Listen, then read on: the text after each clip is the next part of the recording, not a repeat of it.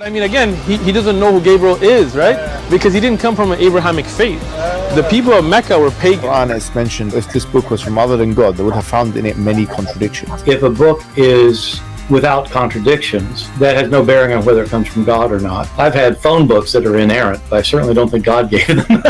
That we believe without understanding. The brother asked a very important question, that most of the scholars say that listening to music, watching movies, and most of the television programs, they're haram. So how can we have fun? Let me tell you, brother, at the outset that having fun is permitted in Islam as long as the fun is halal fun. That the standard narrative has holes in it. The Prophet tells us because Satan or the devil sleeps over our nostrils. Those who oversleep and not pray Fajr on time, Satan urinates in their ears. I really do think Jesus was crucified and that he really was dead and buried. He thought that he was a son of God in the sense that he was specially chosen by God. I think Jesus really did think he was going to be the Messiah, the future king of Israel. I mean, that is, after all, why they crucified him.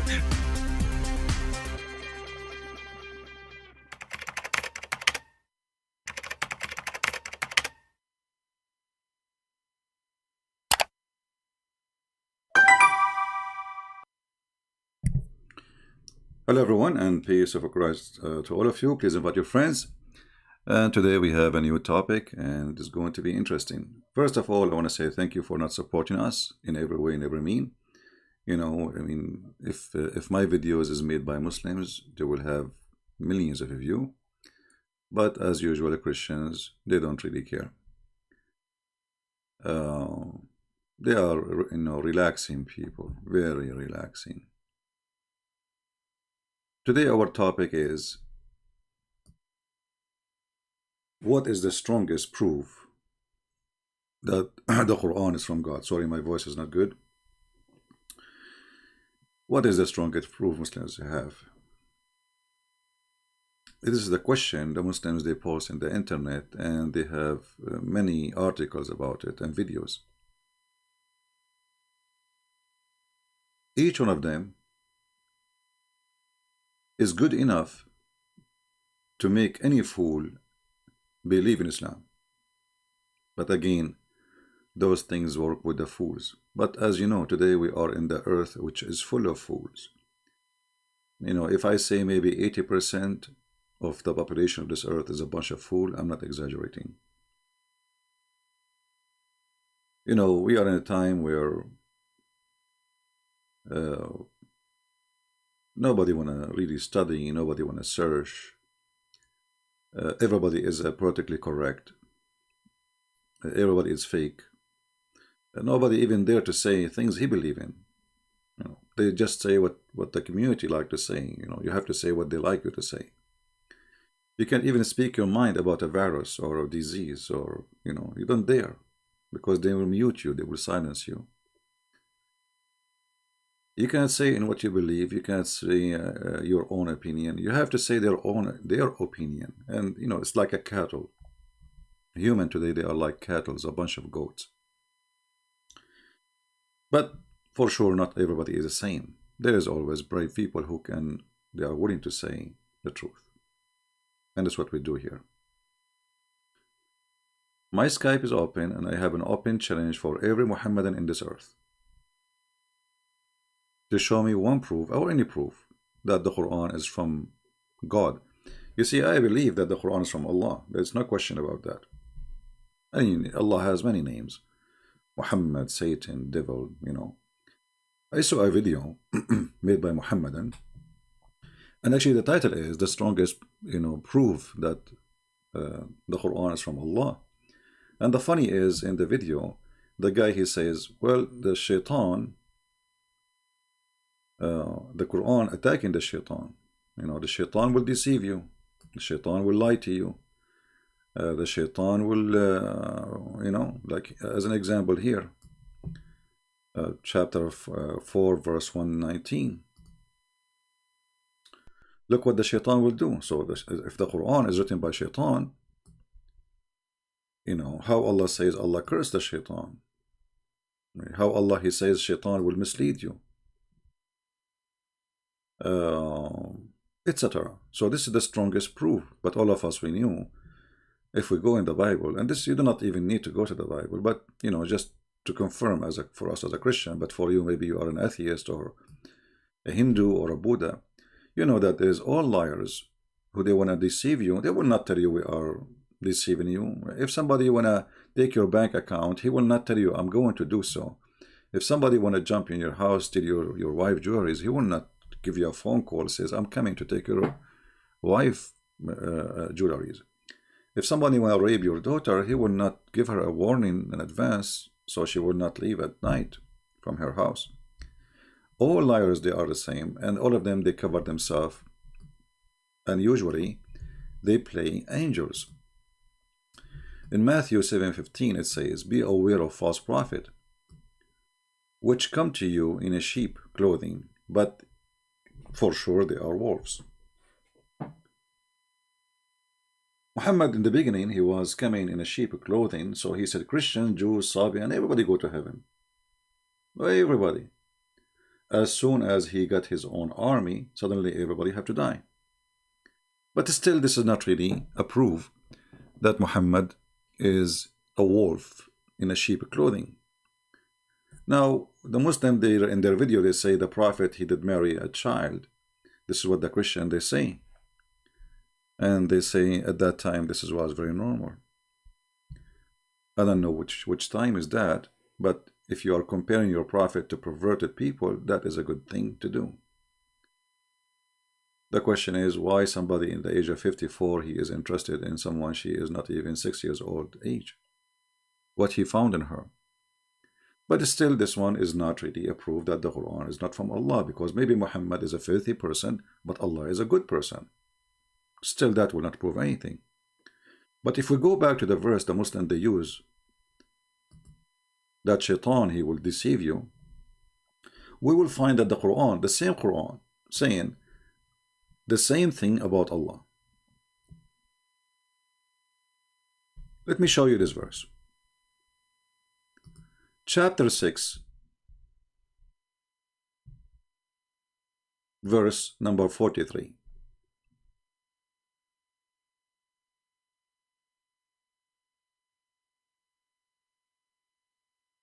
The shaitan, he made fair seeming to them that which they used to do. If we change the translation here, the word fair seeming is really weird. I mean, let us use different donkey. Yesterday we have a new Quran, it's called the clear Quran, which is more stupid than the one is not clear. And after we read the clear Quran, we find that the Quran, the guy who, AJ, yesterday, he called us 2 days ago, he asked me to read the clear Quran, if you remember. And then in the clear Quran, he agreed that the Quran have contradictions. Correct? Yeah. It's recorded, it's in the previous video. But anyway, who watch? Nobody watch. When here it says, same, it look like those people, they are copying from each other. And Satan made their sinful acts seem alluring to them. Okay. So what the verse saying? That shaitan, he make their sin sound nice. So shaitan will make you believe that sin is nice. Okay, it has opened the Quran. Actually, you know what? I'm going to copy the same word. Look at this, just to show you. I will copy it. We will open the Quran, and I will search here in front of you, and then we will find. It's taking a while to come. Okay.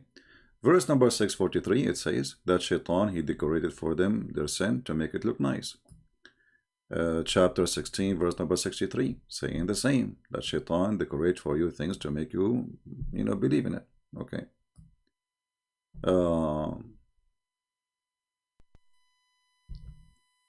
Chapter 27, verse number 4, it turned that the one who deceive you and make you believe that sin is good is Allah. Read with me. Chapter, again, 27, verse number 4. Verily those who believe not, in the hereafter, we have made their deeds fair seeming to them. Do you see it? It's exactly the same translation the Muslim they use in the other verse, fair seeming. So Shaitan, he make your act when you are sinner fair seeming. Allah, he make your act fair seeming. Do you see it? Muhammadan, do you see it? Allah, I will try to use the same translation. This is Hilali and Khan. So I will go to the previous verse. Okay, and I will choose the translator, the same translator, so Muslim will not say you know. Okay, here we go. This is a chapter 6, verse number 43. Let us take a screenshot. And let us make a mark first before we take a screenshot.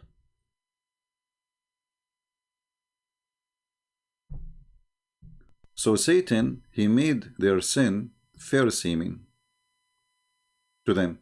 Okay, so we take screenshot now. And again, this is chapter 6, verse number 43. All right. And now we go to the other verse,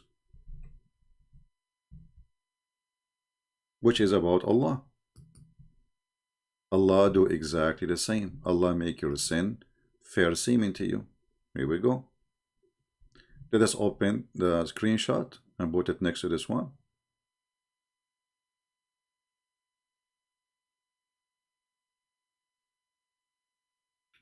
And you will see in a second that Allah and Shaitan, they are the same.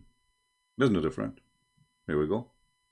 Both, they will make sin fair seeming to you. Any Muslim have an objection? Any Muslim want to say I'm lying? Any Muslim will say it's not true? Let us move it, make the window bigger.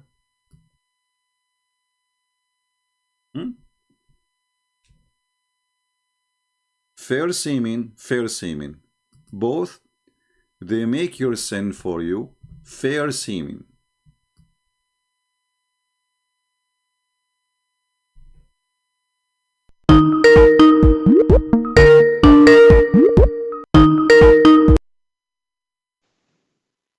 Hello? Hello? This guy, he called me and he put me in hold.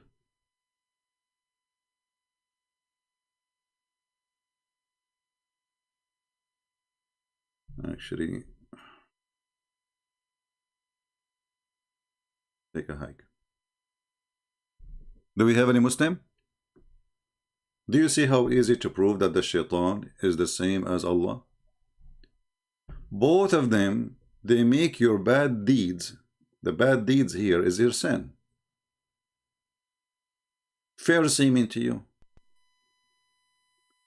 And the verse, the verse in chapter 27, verse 4, it's even more evil. It says Allah will make you blind. So Allah will make you believe that your evil is a fair seeming. Shaitan will make you believe that your evil is a fair seeming.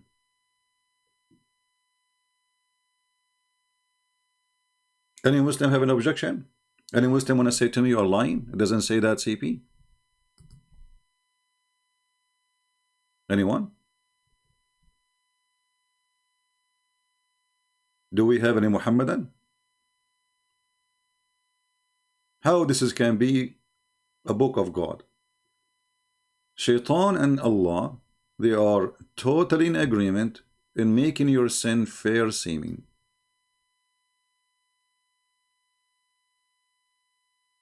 Any Muhammadan?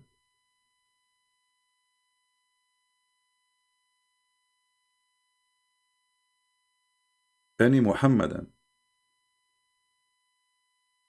How come both of them, they are in total agreement in the target, which is us doing bad things and committing sin? How come both of them, they make to us our sin fair seeming?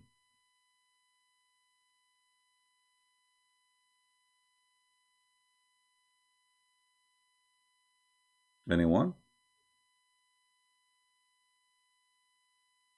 Yeah, and this is the funny thing about Muslims. They go and make video and say it doesn't say that CP. You can open the interpretation. I mean, the verse is so clear. You see, the stupid thing about this book, the Muslim, they can't understand the book of Allah. And then you ask yourself,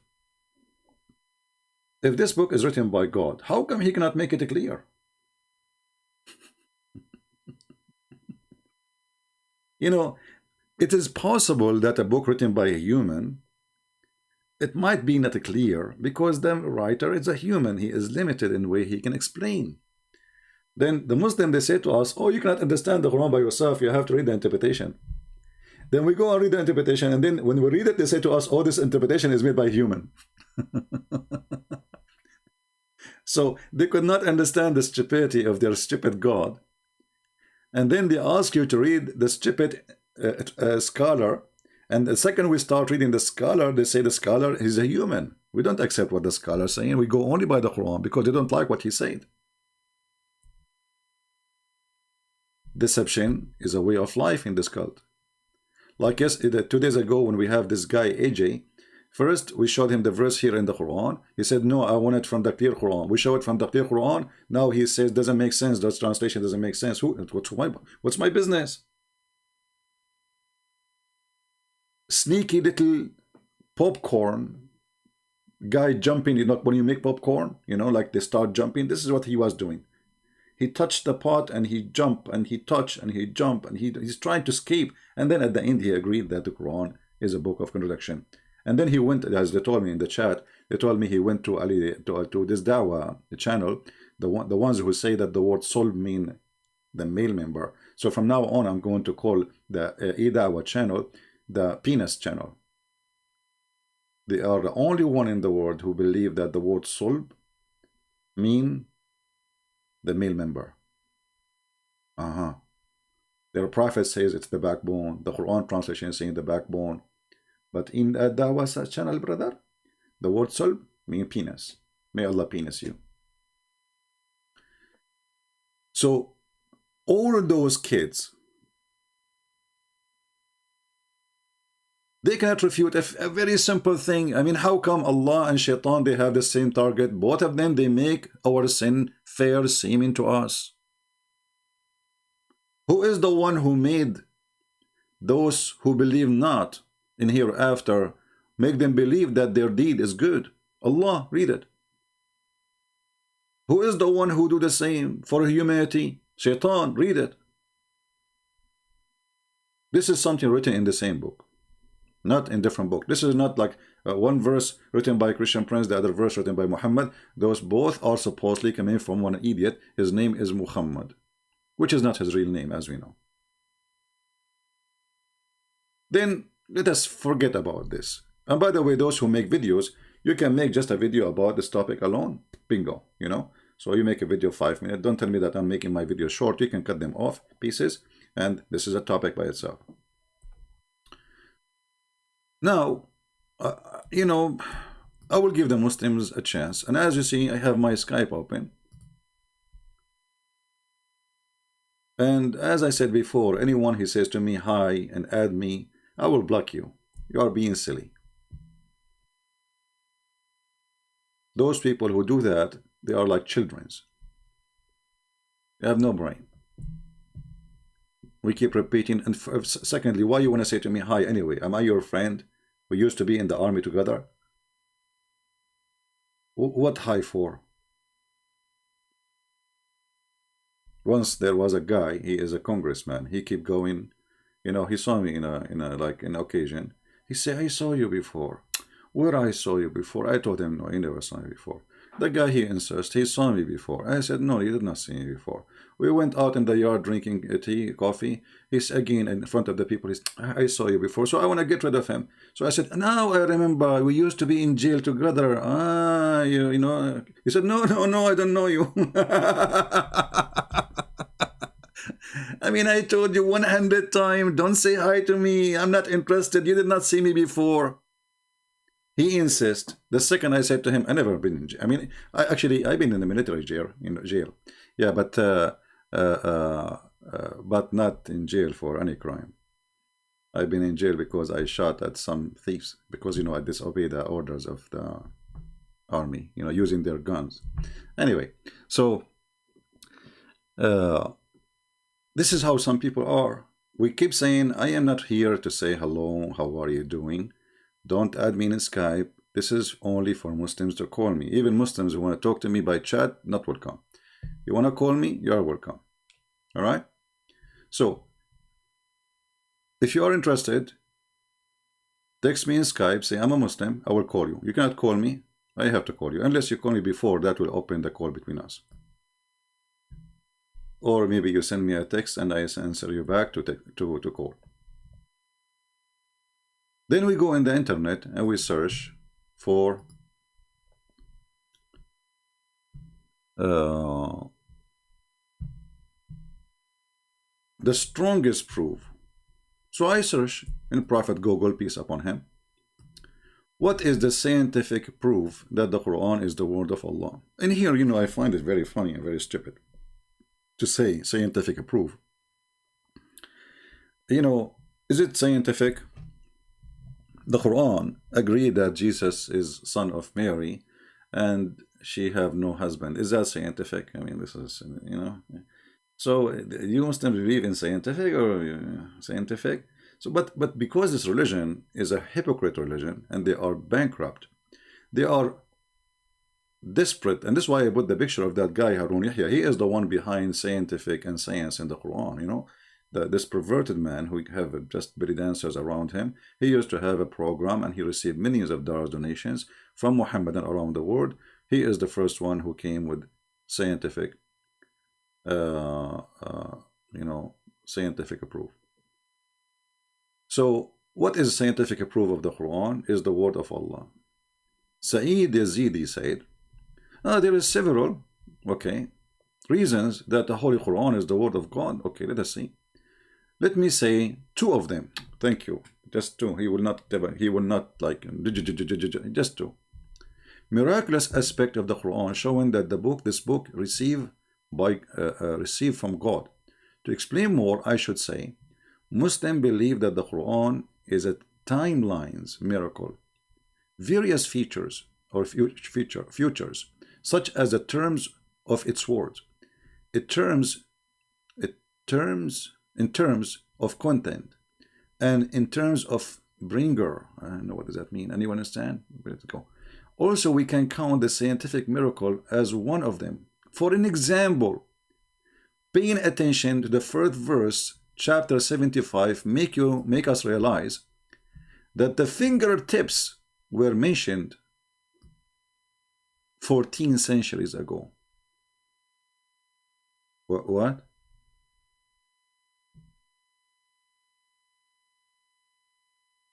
Before I think he want to say the fingerprint.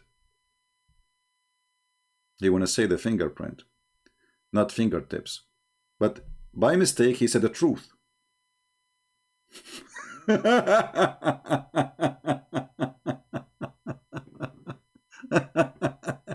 He wanted to say fingerprint, because if we go now, we search fingerprint in the Quran, we will find it says that the verse says that Allah, he predicted the fingerprint, and he speak about fingerprint. But by mistake, he said the truth. It says fingertips. So what fingertips had to do with the fingerprint?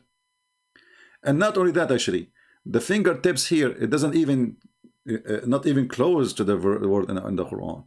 It says that Allah will put the bones together. Not even, there is no skin. If we go to the verse, we will see. Okay.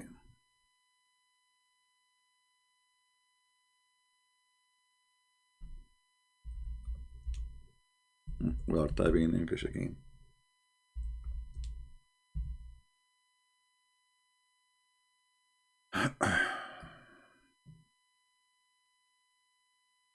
Fingertips, huh? Yeah. Fingertips.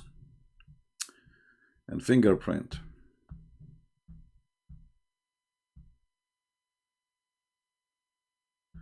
Let us go to the fingertips. Did he say, hold on, what verse he said? He said, fourth verse of chapter 75. Fourth verse, chapter 75. Okay.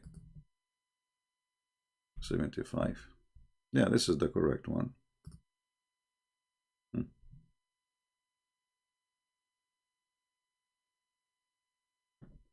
Where is the fingerprint here? Anyone can tell me?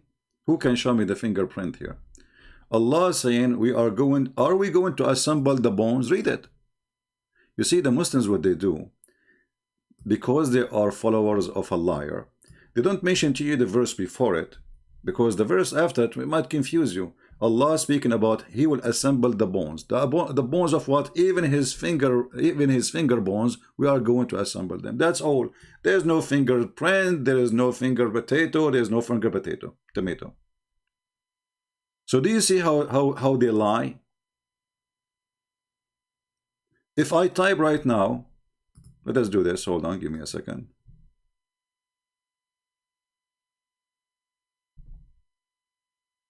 Quran fingerprint.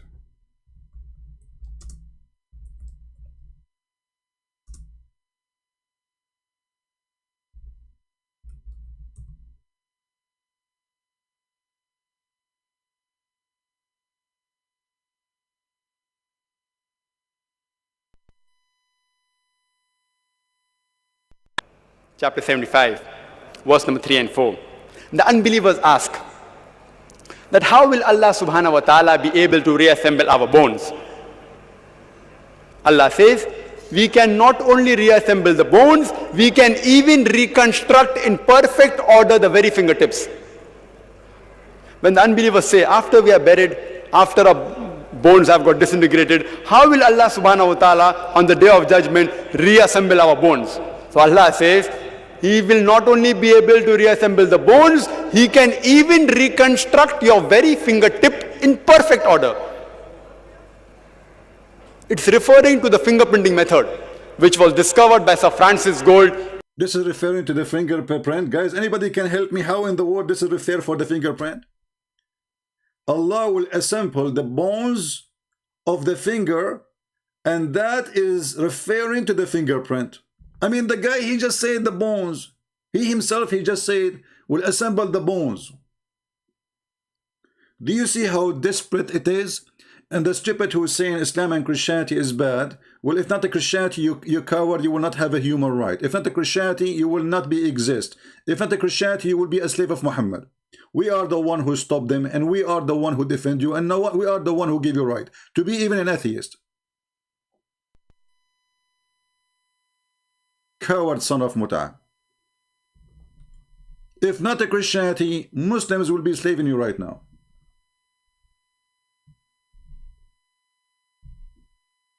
This is the truth. And this is why atheists and Muslims are in bed together. Because both they hate the truth. Who is the one who banned my videos on YouTube? YouTube. Who owns YouTube? We know. Who is the one who blocked my page in Facebook? Facebook. Who owns Facebook? We know. Who is the one who stopped my tweet in Twitter? Twitter. Who owns Twitter? We know. But they will never stop a Muslim. You worship one Satan.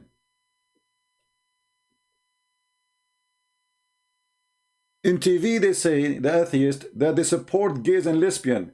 But when it's come to support, really, they support the devil Muhammad. The most hypocrite people is the one who call themselves atheist. And you are no better than them. Liar to your bones. So you see here an example of the lying. Even if you open the interpretation for their own books, it says clearly Allah will put the bones together. And He Himself, He said the word bones. So how in the word bones became fingerprint?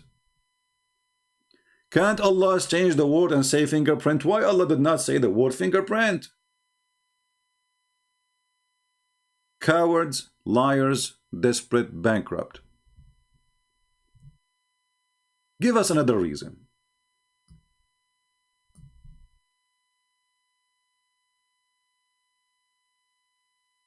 Actually, if you want me to open the interpretation, by the way, I can open it for you. That's very easy. We can do it. Just to show you, this is not our statement. Because maybe it means what he's saying. Maybe. Let us see. Maybe. You know. Maybe this Christian prince, he don't want you to see the truth. Maybe. But is it really what they're saying? They are a bunch of liars. And here you notice that the one who lie about his God words, he must be following Satan. Assembling them. Okay, they say, yes, indeed, we shall assemble them. We are able, in addition, to assemble them. Okay, reshape them. Okay, finger, blah, blah, blah, blah, restore. Their bones just they had been despite their smallest. So what the Quran is saying, that Allah will assemble the bones of a human being, even the smallest. You know, people, they see that bodies. Muhammad especially is a killer. He's a butcher. So even the small bones of the finger, Allah will put them together. That's all. There's no fingerprint. There's no potato. There's no science. None. None. Let us see maybe second proof. Until now, we don't see any Muslim there to call. Be my witness. Then he says, at the time of the advent of the Prophet Muhammad, Arab people were steeped in adultery. Well, you Muslims, you kiss black stone and you go around the stone and you pray in direction of a stone, and even when you go to Shaitan, you throw a stone. The biggest sheikh of the Muslims today is a terrorist. Al-Qaradawi, he says, Islam is a religion of a stone. We pray to stone, we go around a stone, we kiss a stone, and we throw a stone. Take it or leave it. And this is one of the funny thing about Muhammad, and they claim that they are not pagan. So if you are not pagan, why you kiss a stone? They say to you, don't you kiss your mother? Why the stone is your mother? Did the stone give birth to you? Ah, I forgot, the stone is a vagina. Is the god of fertility. I heard from Muslims all kind of funny answers about why they kissed the stone. If you remember, even we have once live chat, I recorded, and we posted on YouTube. And we did it here live. We asked the Muslim website, supposedly those people, they help you to convert to Islam. I said, I have a question. Why you Muslim kiss the black stone? He says, because it's holy. I said, why it's holy? They said, because the Prophet kissed it. I said, why the Prophet kissed it? They said, because it's holy. They don't know even why they are kissing it. So why the stone is holy? Because the Prophet kissed it. And why the Prophet kissed it? Because it's holy. So which one comes first? The chicken or the egg? They cannot explain to you the stupidity of this cult who claim to be monotheist. But in fact, it is the biggest pagan cult ever. They worship a guy, his name is Muhammad. They just burn a guy just supposedly for insulting a man, his name is Muhammad. In the Middle East, you can go and say the F word to Allah. Nobody go after you. But you cannot say the F word to Muhammad. They say F Allah. We see a guy angry in the street saying F Allah. I shit on Allah. I do to Allah. Nobody get upset. But the second you say Muhammad, you are dead. For they worship, they are pagan. They worship a man. His name is Muhammad. Okay, then he said, so the Arab, they are adulterer, ignorance, and moral. They have a problem in moral. The Muhammad, he fixed the moral. Muhammad, the Arab, they used to do adoption. Muhammad, he fixed that. Why? Just because he want to have sex with the wife of his own son by adoption. The Arab, they used to have adoption. His wife, Khadija, she noticed that her husband cannot do any good in the bed. So they decide to have a boy because they cannot have sons. The woman, she married 3 husbands before Muhammad. All of them, they are good in bed except Muhammad. So they decide to have a new, adoption because they give up. And remember, Muhammad at that time is still young, right? It's not really big. It's not old. So he adopted because he's merciful? Obviously not. So he adopted the son, and then he married the son, supposedly his son. He married him to a woman. She is very pretty and very beautiful. And she is very white. Take note. They worship white women. If you see the videos of Ali Dawa and Mimi Hijab and etc., they are speaking about the white wife of what his name? Samir Abdullah, the ex-Muslim. The white wife. They are obsessed. Very filthy. So they try to make you believe that Muhammad is against the revenge code. Muhammad is against the revenge code? Are you sure? Let us go to the Quran, potato.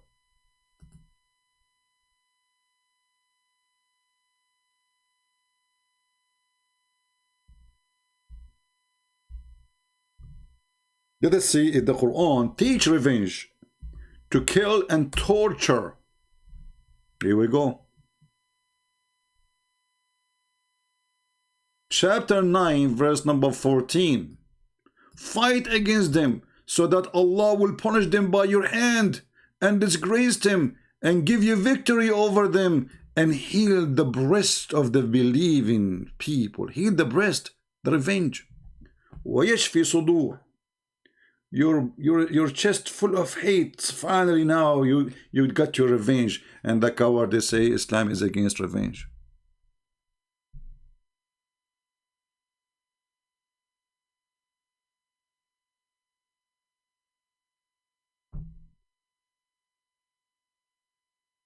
Do you see how they lie?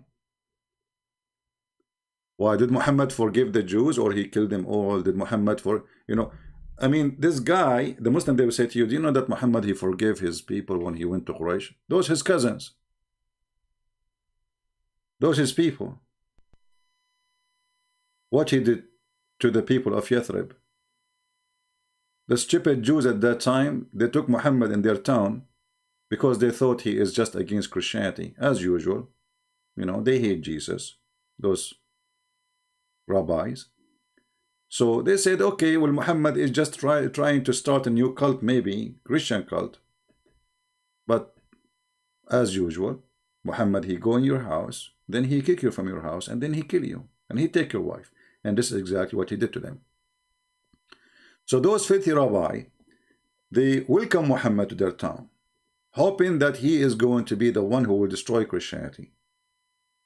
But they never thought that he was going to switch upside down on them. This is why you see Muhammad was so hypocrite to the Jews. He was trying to do his best to make them happy. And why not? He learned a lot from the Jews. Before he moved to Yathrib, he knew nothing about Judaism and Christianity. This is why if you go in the Hadith, you will see that the first time Muhammad, he ever have a fasting practice, he took it from the Jews. When he came to Ashura, he came to the city of Yathrib. This is what they do. They take a city and then they change the name. So when he came to Yathrib, Muhammad, he found the Jews fasting. So he said to them, what is that? Why you are fasting? They said this is the day where Moses, he crossed the sea from the Pharaoh. Let us see.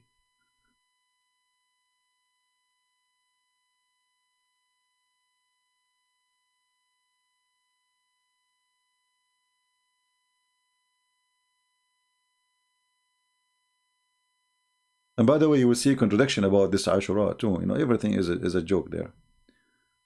Where is the hadith?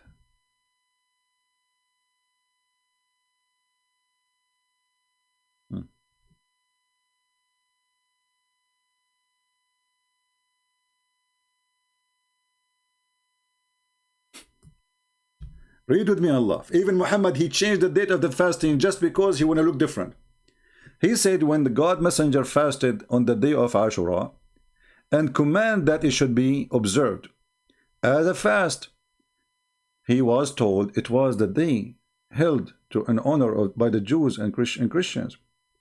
He said, okay, next year we will change it. We will not do the 10th, we will do the 9th. Do you see it? But let us show you the story about Moses.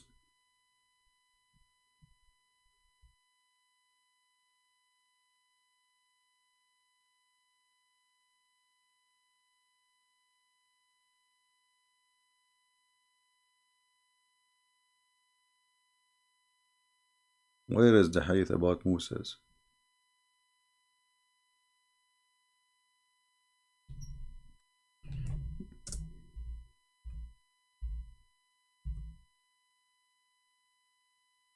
Here we go. Read carefully, and this is al-Bukhari. When the Prophet he come to the Medina, which is Yathrib, this is a fake name, he found the Jews who? The Jews who? The Jews fasting on the day of Ashura, i.e. the 10th of Muharram. And they used to say, this is a great day which Allah saved Moses and drowned the folk of the Pharaoh. Moses observed the fast on this day as a sign of gratitude to Allah. The Prophet says, okay, I am closest to Moses than you to Moses. We will observe it too. And here you see that Muhammad is a fraud. Because isn't it the Jews are liars according to Islam? How he took the date from the Jews. Where is Allah? Why Allah? Did Allah told him to fast this day? Muhammad, he received the observation of fasting from who? From a rabbi? From a Jew walking by? So he saw the Jews fasting, he ordered them to fast. And not only that, Muhammad, he added more information. He says, the one who fasts this day, Allah will erase his sin a year before. But he just learned about it from the Jews.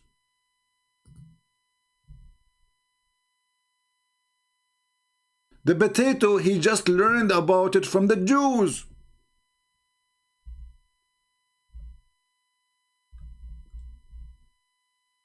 At that time, Muhammad is just looking to establish a religion.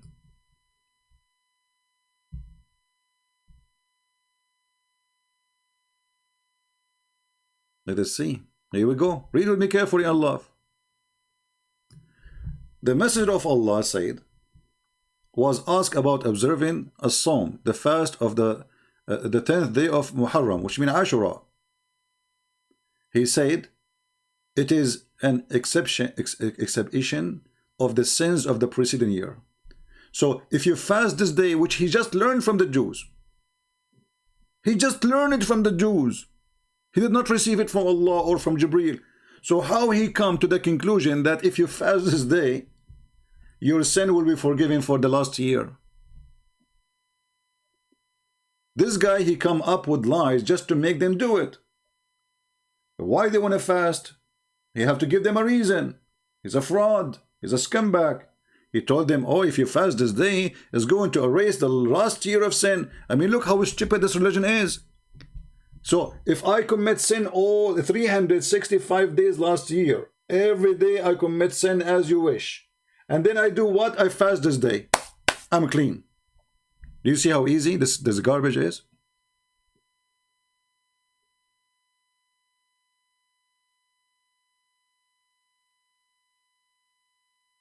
Do you see how easy it is?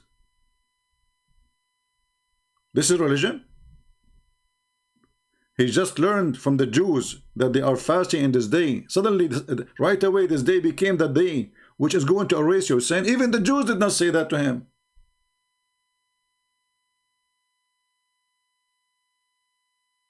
So what is the strongest proof that Muhammad and Allah is God? Any Muslim can help us? As you see, this guy. And then Muhammad, he learned about Ramadan from the Sabian. So he told them, forget about this day. Look what happened. This day was the top-notch day to fast. Muhammad, now he come with Ramadan. And then he told them, if you wish to fast it, fast it. If you don't wish to fast it, don't. How come? What happened? This day erased all your sin for the last year.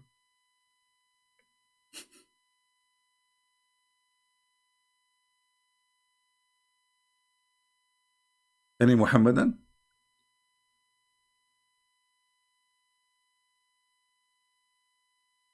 Where is the Ustaz of Indonesia? Guys, Indonesian people, did you contact the Ustaz? Did you tell them to, why you don't debate Christian Prince? Where is the Ustaz? Any Ustaz? We found fingerprint in the Quran. Let us go and see more, as long we don't have Muslims to call us.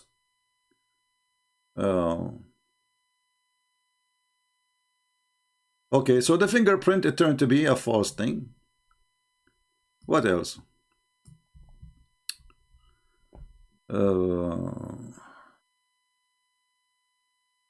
Some example of scientific data, look, I like the word data, from the Quran. The earth and heaven were joined together. Okay, huh? This is scientific data, that the earth and the heaven were joined together, and then they will say to you the Big Bang. I mean, do you see how stupid this is? Even the title is stupid more than the one who wrote it. The Big Bang don't believe that there was earth and there was heaven and then we separate them. They don't believe in that. The verse says the earth and the heaven used to be joined together, and Abdul, still they are joined together. Stupidity is amazing. We are not separated from the heaven. We are inside the heaven. We are not even a dust in the heaven.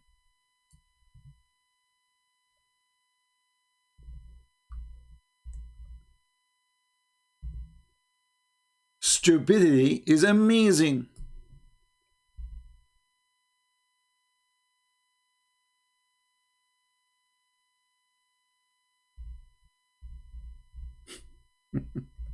Are we separated really? And how in the world this is the Big Bang? You idiot, isn't it your God? He says that he created in the first day and the second day and the third day and the fifth day. And what's wrong with you Muslims?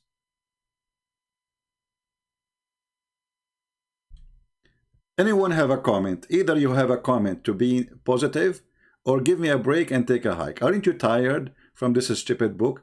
Don't make a comment. I read the comment. You are wasting my vision for a silly comment.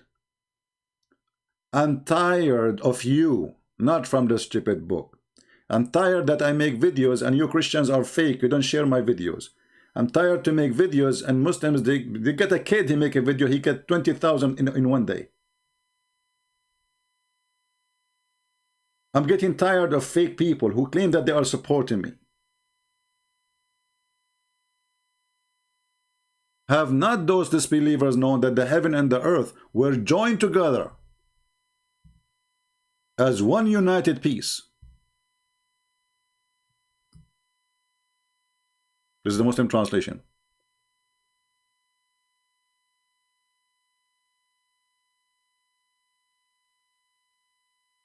But the translation is not really even accurate. It says kanata ritqan. Ritqan is stitches. They were stitched together, you know, stitch. And you don't make a stitches between two things are one. Stitches, you know.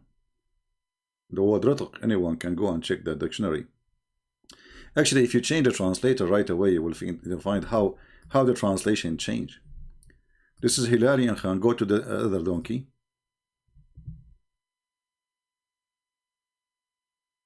Do not the unbelievers see that the heaven and the earth were joined together as one unit creation before we cleft them asunder? And look here what it says.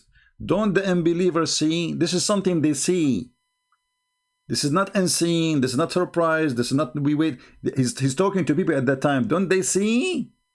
So the stupid Muhammad, he claimed that the earth and the heaven, they are separated. Why? Because we live in earth and heaven is up.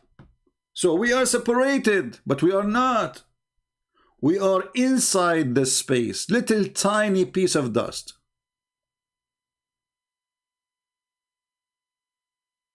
Little tiny piece of dust. Secondly, as long as we are talking about how the earth is separated from the heaven,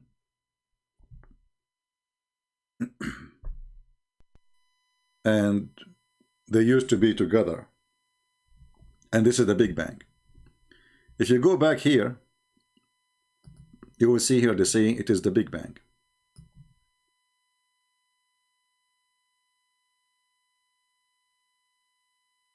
The Big Bang. Okay, you can read the whole article. But if we go back to the Quran,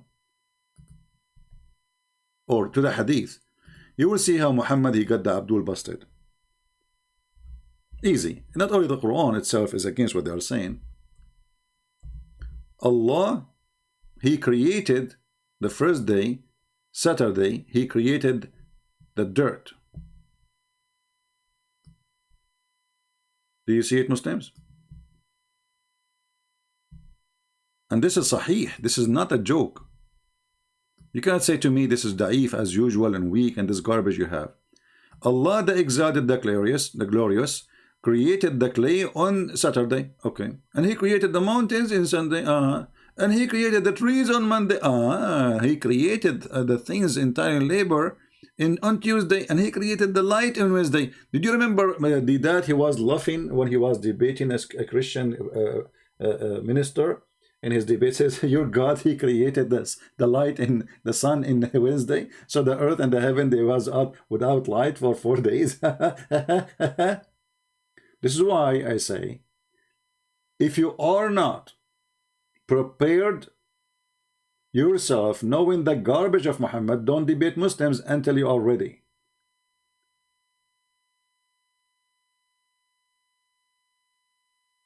Those people, they are going to do mockery. They don't debate.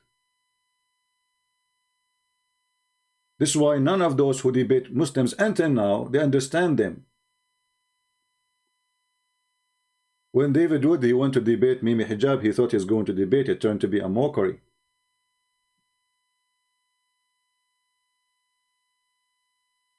And if you do not do a mockery, you will look like you are lost. It's a mockery. It is not a debate. For they are following the devil Muhammad. So as you see, they make a mockery in the Bible. But there is stupid prophets saying that Allah, he created the sun in Wednesday. You can go and watch the video of that making fun of the Bible, which means he's making fun of his prophet. However, in our Bible, God, he said, let be light before he created the sun.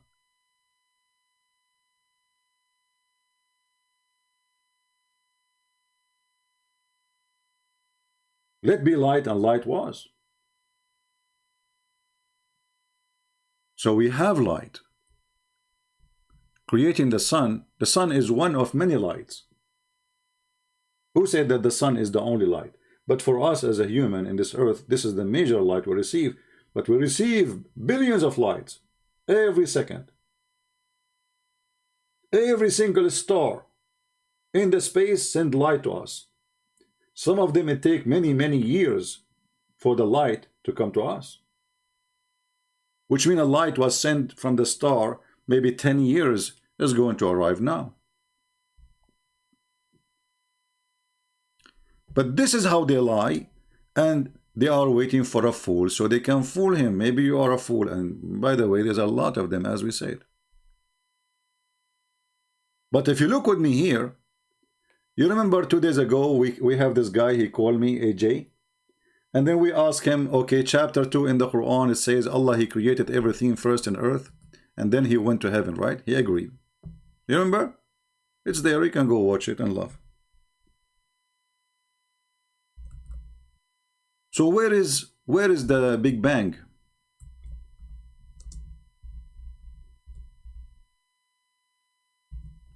What happened to the Big Bang? According to the stupid Quran, everything was created in the earth. The earth is the first thing to create. Before, I mean, how he created the earth before he created the space?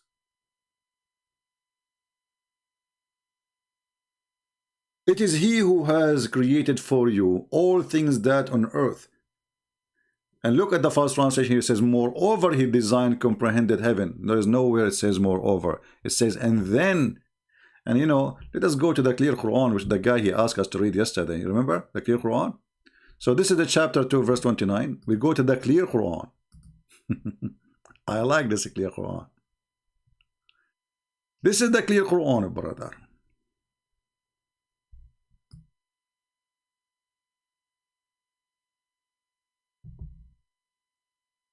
This is the clear Quran.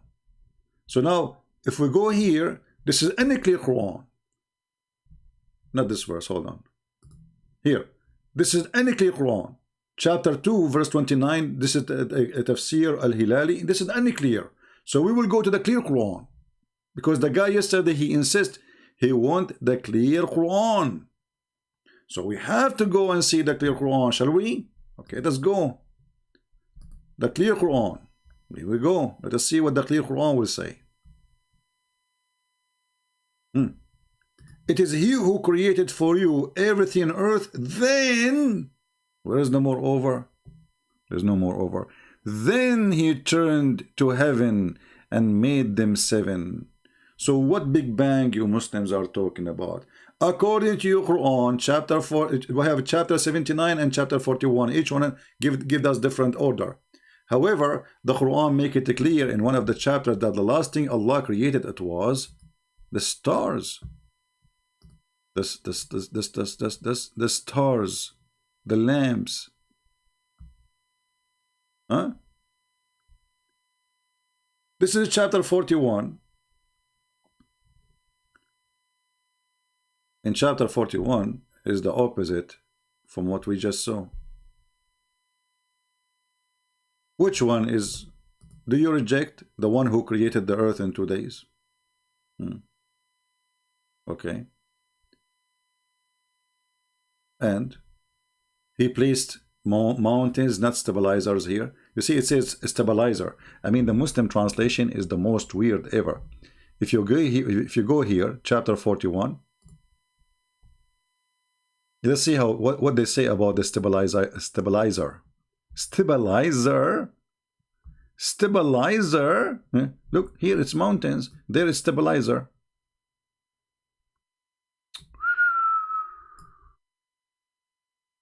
I'm telling you, when you read an Islamic translation, as if you are changing, the second you change the translation, you change the book. Where is the word stabilizer? Well, he is saying, he translated, it says rawasi, something he laid on the top. But rawasi mean mountains.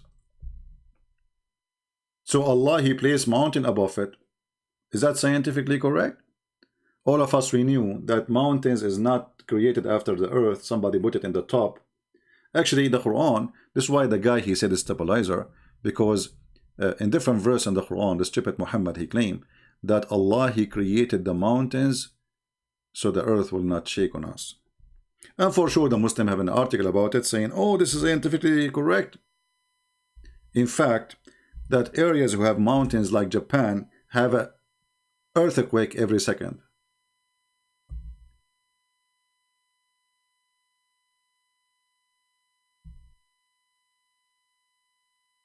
And the mountains are exist coming from the ground, not from the top, because they have volcanoes. Like now we heard the news about a volcano in Indonesia. I hope people, they are doing okay in those villages, poor villages. We pray for them. Those mountains there, this volcano is not somebody place it in the top of your land. It is coming from the ground up. So the stupid Muhammad is a stupid Muhammad. You cannot make a donkey a horse.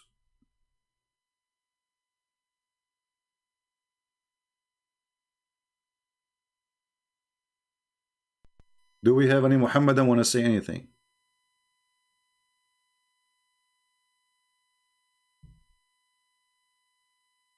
Mayday, Mayday. Do we have any Muhammadan? I will not ask you any question. You tell me what you want to say. I will talk to you about what you want to tell me regarding what is the strongest proof that the Quran is from God.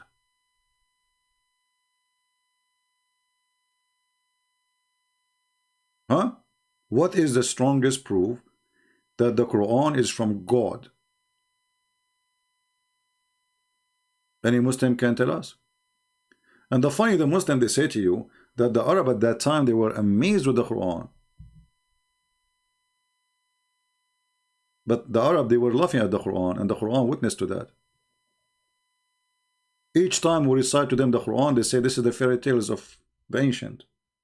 It's in front of you.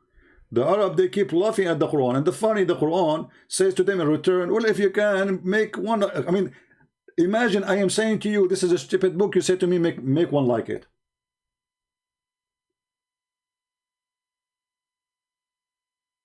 Is it true that Allah He sent down the Quran to the earth? Well, according to Muslims, Muhammad he received Quran by an angel. His name is Jibreel, not Gabriel. Jibreel. Even the name is wrong. And this guy, he keep giving him verses, but Allah did not send a book. However, if you go in the Quran, Muhammad, even he cannot, you see, this guy, he's just making things up. Allah, he keeps sending down. Okay, so Allah, he sent down to you what he sent to ones before you. What he sent? He sent a book. And actually here, look at this, anzalna, anzalna, anzalna. This is all anzalna.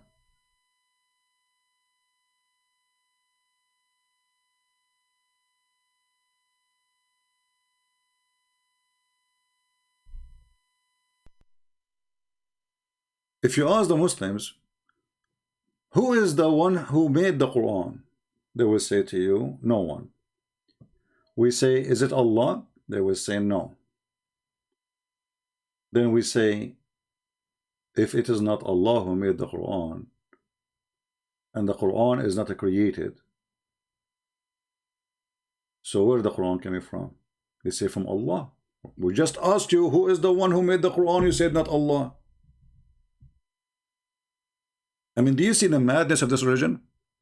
If I go right now and search in Prophet Google, peace be upon him, is the Quran created? Let us do that.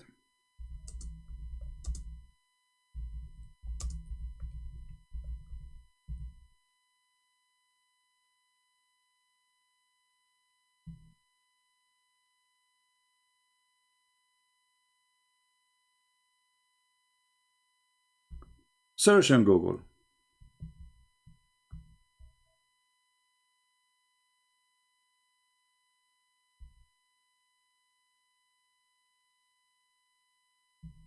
I want to find you a Muslim official Islamic website, so Muslim will not say, oh, this is a guy, he don't, you know. We want to give you an official one. Hey, here we go. This is an official, full of poo-poo. This is islamweb.net. The Quran is a speech of Allah, but is not created. Solve this problem for me. Okay, so if Allah did not create the Quran, and Allah, the Quran is a speech of Allah, so where Allah he get the Quran from? So Allah, he is reading Quran, but he is not the one who made the Quran. So who is the author of the Quran then? The Muslim, they say to us, they keep saying to us, the author of the Quran is Allah. The second we say to them, who is the one who made the Quran? They say Quran is not made. Can you believe it? A person who commits religious innovation in our area raised the following doubt about regarding the issue of the creation of the Quran. It is known that the universe contains either a creator or a creation. So under what category should we classify the Quran? That's a good question. A Muslim using his brain. That's weird. Where are you coming from? A Muslim using his brain? That's wonderful. How I can answer him? Let us see the answer. All perfect is to Allah. Okay. The Lord of the world, I testify. I mean, you need to say all of this before you answer the guy. Hypocrites. The Quran is the speech of Allah. The Almighty is not the created. Like how? Now you solve the problem?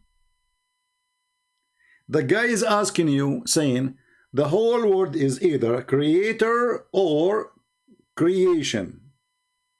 Creator or creation. So which category the Quran will go under? The answer is the Quran is a speech of Allah the Almighty, not the created. But this is not the question. If it's not a created, is it a creator?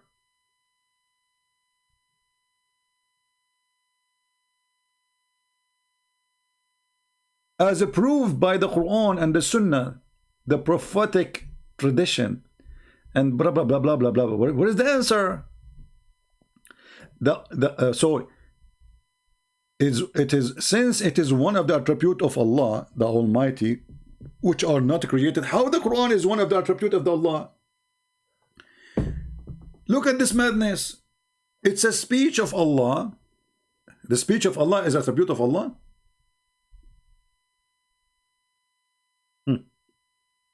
Is it created or not created? Hey, Zico. Is the Quran created or not created? As long as the Quran is not created, that means the Quran is God.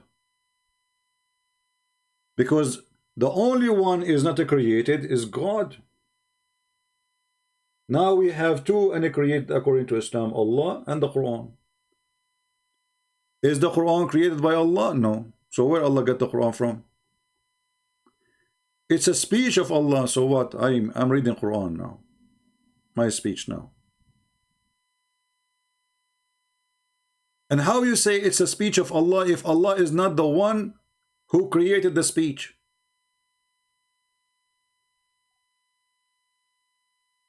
Are we following people? How you say it is the speech of Allah if Allah is not the one who created the speech? It's like Joe Biden when he read in the, like he says end of quote. Why? Because they wrote it for him. Joe Biden is reading what he have a monitor in front of him. It says stop here, end of quote. Now you time to go. The journalists are waiting like what he's saying. Stop here, end of quote. Now you leave the room. That's Joe Biden. You Muslims, you have a God is a Joe Biden. If the Quran is a speech of Allah, but Allah is not the one who created the Quran, so how it is a speech of Allah if he is not the one who made the Quran? If he is not the one who made that speech, that means this is not his speech.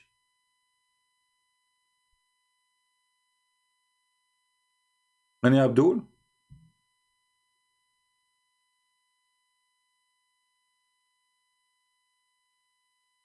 Anyone? And then they say to us, why people leave Islam after they speak to Christian Prince? Well, your Quran is stupid, your religion is stupid, your belief is stupid. I mean, this is 100% stupidity, not only the promise of an endless penis, which is smart. I mean, all of us, we want to have endless penis. We can, we can connect to the satellite for free.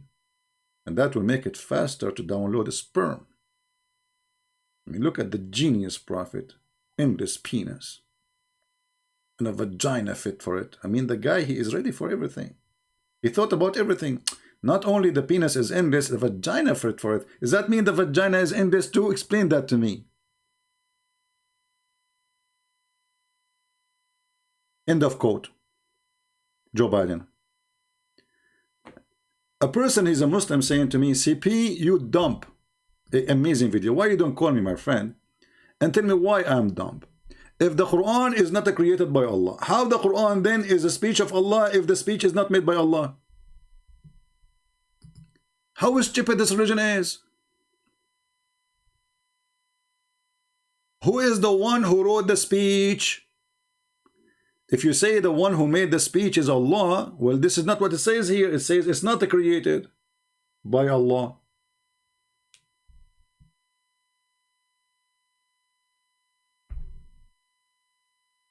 And as long as your name is amazing video, I have an amazing video for you. You want to see it? Watch this. This is the most amazing video ever you can imagine.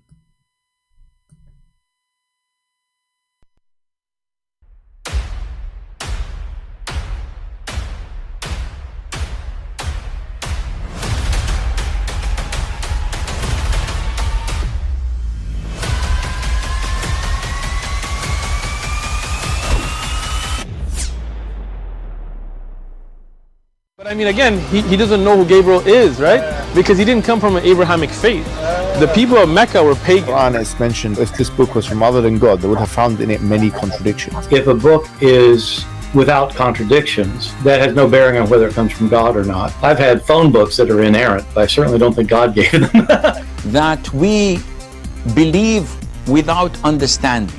The brother asked a very important question that most of the scholars say that listening to music, watching movies, and most of the television programs, they're haram. So how can we have fun?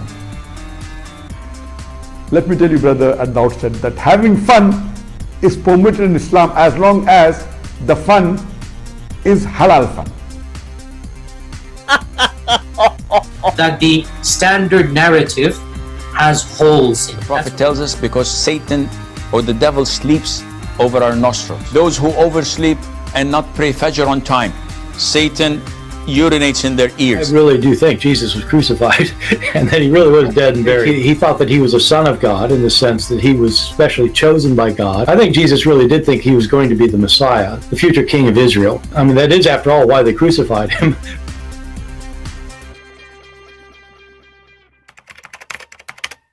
Well, I hope you did enjoy the amazing video we just showed you.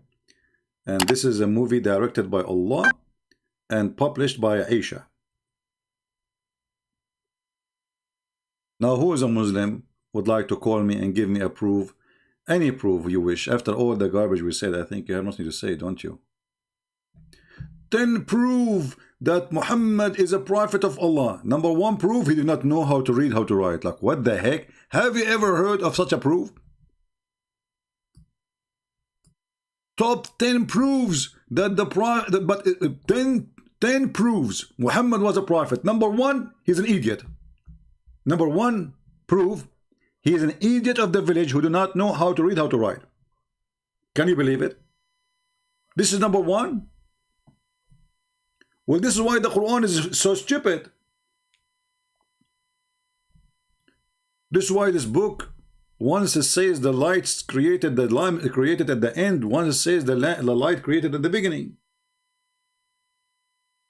The sperm is coming from the backbone of the man and the ribs of the women. MashaAllah. MashaAllah, brother. MashaAllah. And by the way, even MashaAllah is a Jewish thing. Muhammad, he copied from the Jews, but the Jews don't believe in Allah.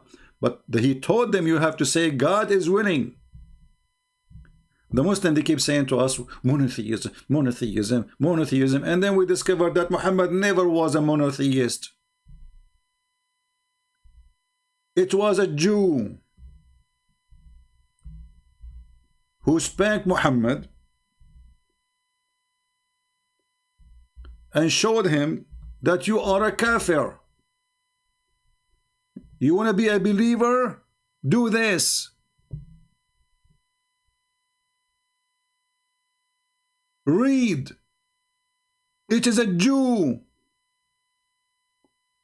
A Jewish man, he come to Muhammad, and this is Sahih. You cannot tell me this is da'if and this garbage again. Sahih. Sahih. Shall I sing it for you? So a man, he is a Jew, he came to Muhammad. I know the guy, his name is Jack Shalom. Habibi Muhammad. Habibi Muhammad, what's wrong with you, Muhammad? You are a kafir, Muhammad. You are a scumbag, Muhammad. You claim that you are worshipping the God of Abraham, Muhammad. How in the world you can do that, Muhammad, if you say this? Look what he says. It was narrated that Abdullah ibn Yasir, that a Jew came to the Prophet. Who? A Jew.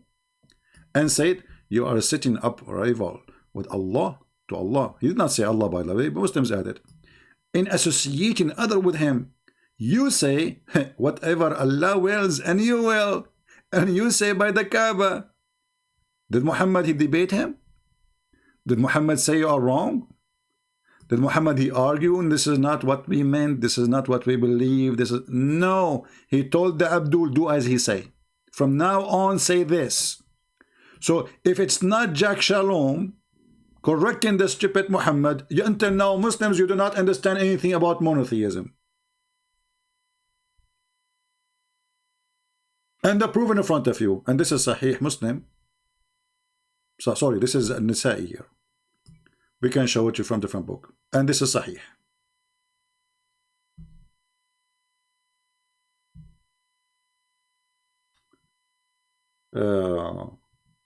Let us see this guy.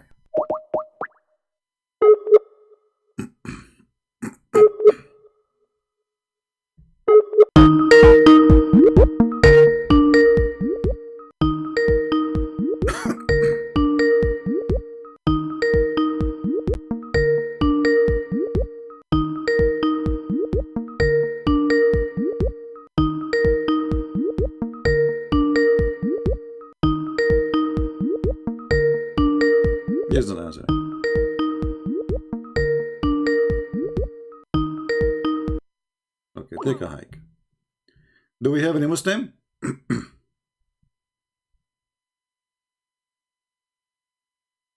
Do we have any proud Muslim so we can teach him monotheism?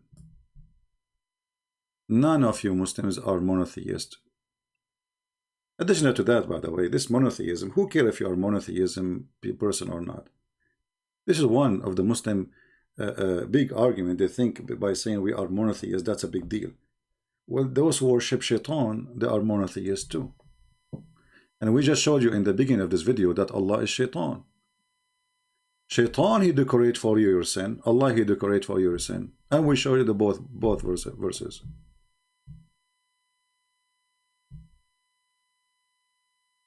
Right?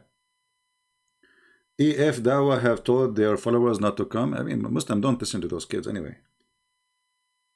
I mean, their sheikh, when he go live, he don't even have 130 people listen to him. Zakir Naik, he don't even have 400. I open without even telling people. After half hour, I have 1,200 people. Who care for those people? Muslims are here and they are listening. But put yourself in their shoes. Who dare to call me? Because he knew how it's going to end. He knew that he cannot defend the stupidity of Muhammad. He knew that. As simple as that.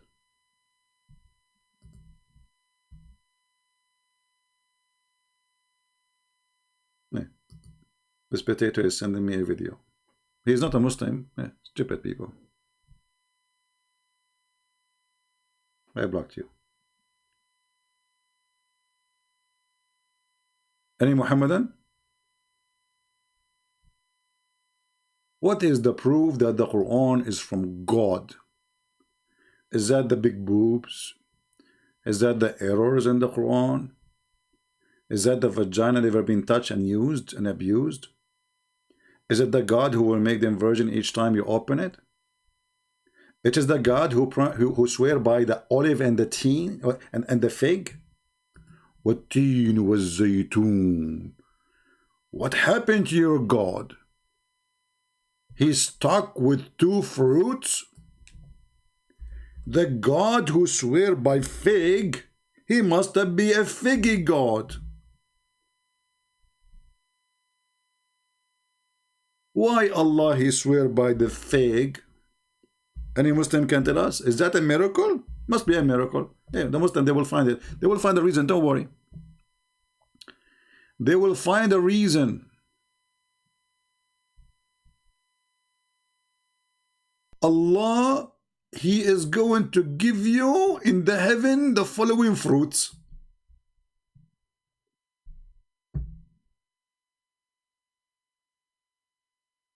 What we will get, brother.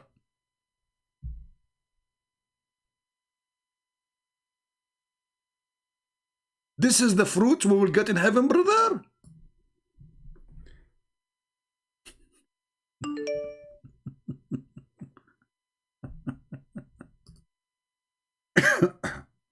All right, maybe we have a Muslim. Let us see.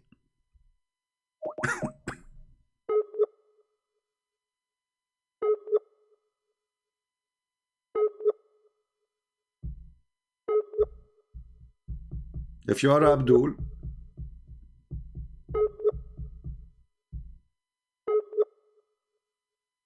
it's not working.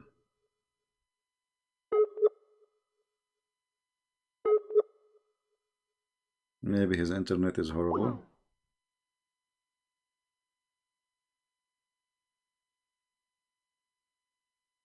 I mean, this is even not a Muslim. What's wrong with people? I keep saying to them, can I see if you are online or on air? I mean, what kind of a question is that?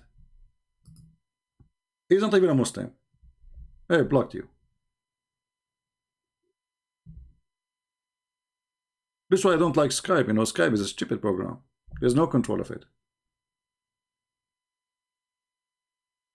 CP is lunatic. Lunatic. Ahmad, Samad, Ahmad. What lunatic mean? What, brother? What lunatic mean? Can you give us? Can you elaborate? I want to learn from you some English. What lunatic mean? Do you know? Can you tell us more details so we can learn from you? You see, I'm a person who like to learn. You know, I don't mind. You can say whatever you want about me. A lunatic person, according to the dictionary, is a mentally ill person. Mentally ill person. Well, let us check that out. See if it is me or your prophet is lunatic. Is it your prophet? He ordered his wife to cover themselves when a blind man he come to visit his house.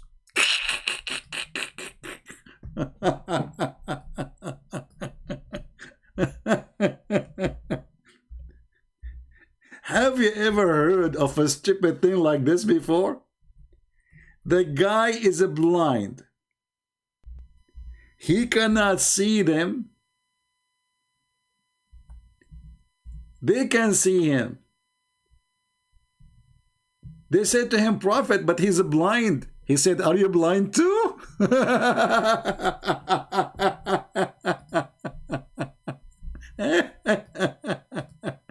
The genius prophet. The guy is blind. He's what? He is blind. Like what? He's blind. Who is the lunatic?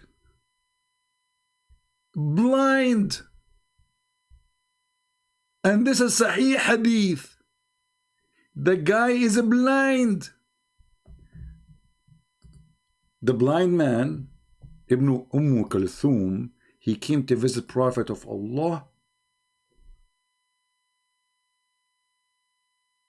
The Prophet, he says, cover yourself, cover yourself. The wives, they said, but Prophet, he is blind. The Prophet, because he's an idiot of the village, he don't want to say he's wrong. He don't want to say, sorry, I forgot he's blonde. He don't want to apologize for being a donkey. He said, okay, are you blind too? Who is the lunatic? Do you Muslim women cover yourself in front of a blind man in the street? Do you Muslim women allow to see men with your eyes or not? Why? What is this about? This is the genius Muhammad. He don't want to admit that a woman, she is smart and he is an idiot. So he will now come with the excuse. Hey, are you blind too?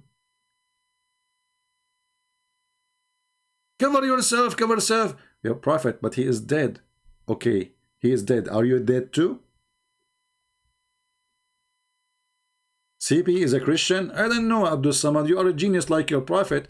Actually, from your comment, I can tell that you are a, for sure, Muhammad follower. My name is a Christian prince. I must be a Hindu. The guy now is not busy about his prophet ordering his wives to cover themselves in front of a blind. He is busy. He is thinking. Is a Christian prince atheist? I don't know. Hindu maybe, because he keep reading the chapter of the cow. Otherwise, why he's talking too much about the cow? Isn't it obvious? Just think about it. And I'm sure if we ask this guy, why you're a prophet, he called his...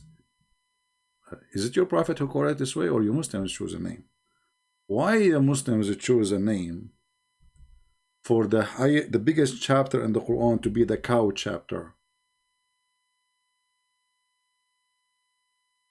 Do you have an idea? By the way, this is a true story. Last time I went to have a debate with Zakir Naik, and Zakir Naik got me busted. He said, Christian Prince, do you remember, Christian Prince, when you said to the Hindus, when you were in India, you said to them that, do you know that the biggest chapter in the Quran is the cow chapter? Do you remember what happened? I said, yeah. He said, tell them what happened. There's 10,000 Hindus converted to Islam. Just because I said the biggest chapter in the Quran is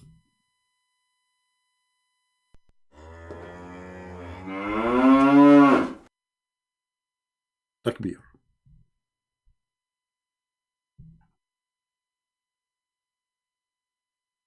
I never heard of a God. He raised people from death by beating them by beef. You see, why Jesus did not use beef to resurrect people from death? And what make it more funny, Allah in the Quran, He says, this is how Allah resurrect people from death. How? By beating them by beef.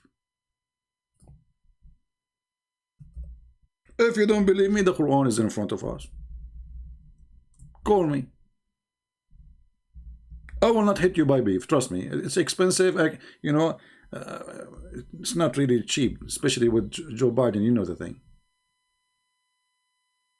Chapter 2, verse number 73, explain to you why the Quran, chapter of the cow called Al-Baqarah, which means the cow. Because Allah told Moses, you know, Moses, by the way, he liked beef. I heard that Moses, he don't like any like meat except beef. He's he was beefy guy, you know, like, you know, beef, you know, like you go to talk to Moses, you say, if you don't bring beef with you, I don't talk to you. Like the first thing, you know, you want to talk to Moses, you have to bring like 3 kilograms of beef, you know. So the guy is dead, and they want to know who killed him. Not only dead, he was killed. The funny, by the way, the Muslim, they say, this verse speak about heart massage. Like, what the heck? The Muslim propaganda machine turned this funny verse to be a scientific of a heart massage. But the guy was killed by a sword. What heart massage, Abdul? Heart massage. And the guy was dead already. Let me show you, just to show you how stupid this religion is. How they fabricated stories from the middle of nowhere. I will search in private Google. Heart massage Quran. I'm typing in Arabic, but you know.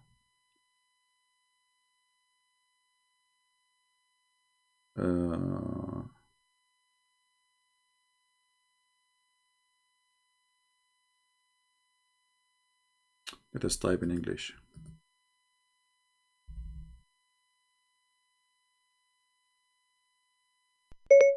Heart massage. What's that?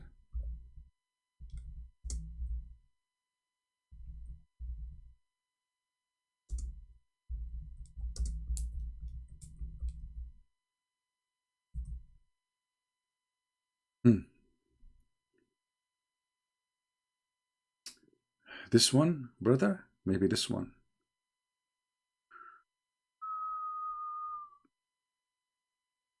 Let us see. Heart massage, heart massage, heart massage.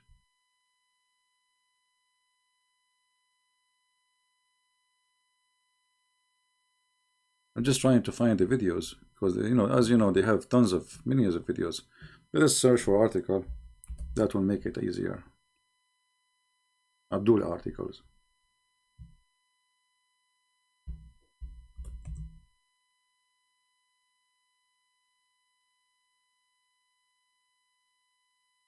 Did they take it down?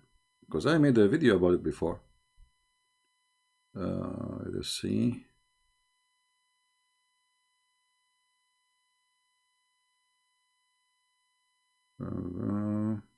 It is here somewhere. Mountains, embryo, human development, Quran, iron. This is not here.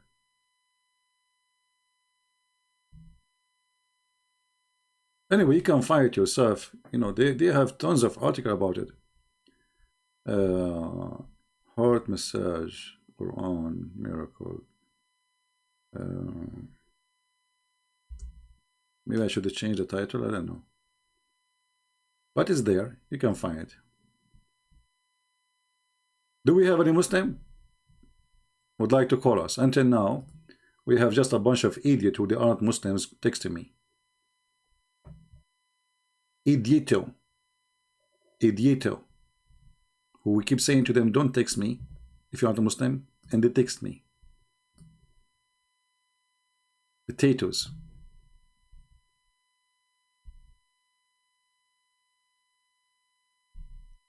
Let us see this guy.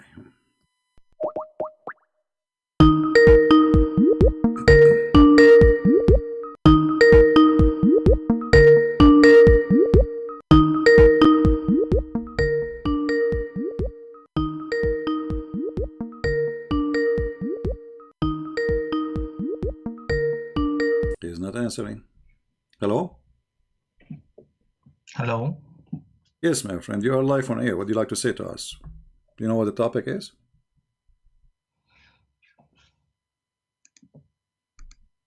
Hello? Hello. Yes, we are with you. Do you hear me? You don't want to talk? You don't want to talk? Are you shy? Are you there? Okay, take a hike. Maybe they told him, call him, maybe you can get his IP. Good to try. You cannot hear me? Why you cannot hear me? Okay, let me check the Skype. Doesn't make sense. This is Skype. He cannot hear me, he said. He cannot hear me. He cannot hear me. Why he cannot hear me? Okay.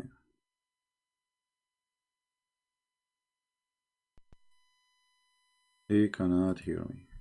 Alright. Maybe now he will hear me. Let us see. Okay, let us give him a call.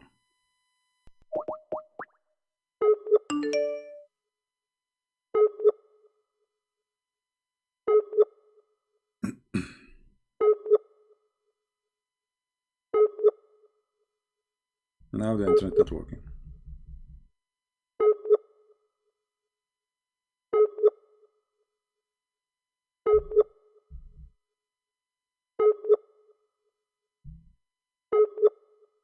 I'm calling you, Irfan. I'm calling you. But as you see, it says you are not online. It says you are offline. Did you log offline? Here we go.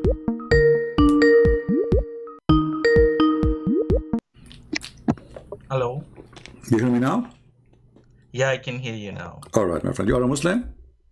Yes. Okay, Alhamdulillah. you are welcome. You speak Arabic? I don't speak Arabic. I'm from Pakistan. I Okay. can read and write, but I can't speak. All right. So what do you like to say to us? What is the strongest proof that Quran is from God?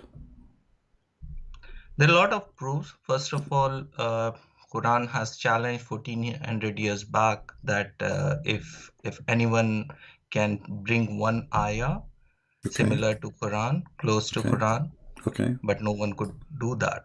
Okay, That that's good. alone itself is a big Okay, proof. let us stop here. What if I show you an ant, she made Quran? Sorry? What if I show you that ants, they made Quran? Ants made Quran? Yes. What is the proof of that? Look at the screen with me. Chapter 27, verse number 18. Read the verse. And let me put it for you on the Are screen. you Hold sharing on. something on Skype? I will share it now. No, in YouTube. You can mute your YouTube. Mute YouTube, please, so we don't have double voice. Okay, I've muted. Okay. Read for me, chapter 27, or you can open from your side, no problem. 27:18. 27. Okay, let me open. Just give me a minute.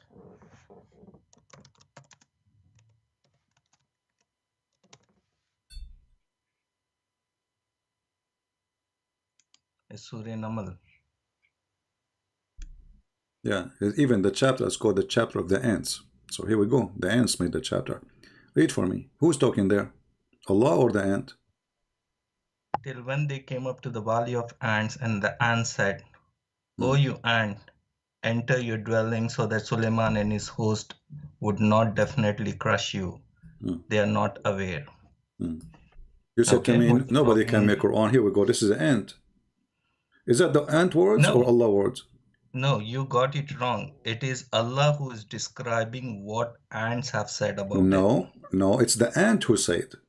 Who is the one who says, and "Oh who ye said, ant"? but this is, see, if the incident happens and Hmm. if someone is narrating, Okay. then that doesn't mean that this particular text is directly coming from that person. Allah is the narrator So of did an the ant incident say that that? happened. Did the ant says those words, or Allah is fabricating words? No, ant said it, but Allah is Okay, but this is representing Quran those now. words But here. this is Quran. But this is Quran. Yeah. Can you make it like it? Can you say what the ant said again? I challenge you to say what the ant said? Can you make like what the ant said? Sorry, I didn't get you. Well, the ant, she said that, "O ye ants, get into your habitation, lest Suleiman and his host crush you," okay, without knowing it. Can you make something like it? I challenge you. Yeah. You can.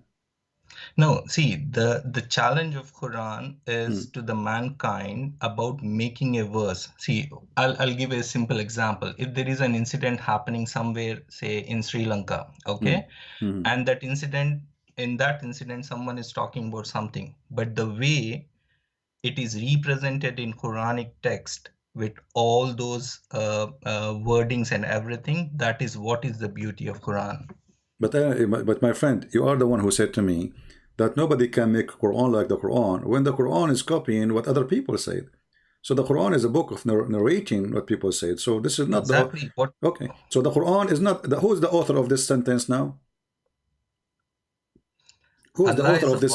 Who is the author? No, he is not. No. The one who said that, the one who said that thing is the author. If I quote Shakespeare, doesn't make me the author of Shakespeare book. I'm quoting Shakespeare, correct? Yes. Okay. Allah, he is quoting who? The ant speaking. Okay. So the one who said that is the ant, and this is Quran. So Allah is borrowing Quran from the ants. No, he's narrating a incident, right? Doesn't matter. I can tell you. As long I'm quoting word by word, it's not narrating no more, because I'm saying the ant said, Suleiman said, and the bird he said, and then he came back. The whole chapter is not even Allah talking. And ant, obviously ant doesn't speak Arabic, right? They have their own signals. What language they speak? What the language of the ants? They have the signals. Okay, this is a good question then. The ants have a signal. So how Allah, he translated the signal into this? Yeah, obviously Allah is Qadir. He knows everything. Okay, let me ask you, did your prophet receive Quran in Arabic or receive it as a signal? He received in Arabic.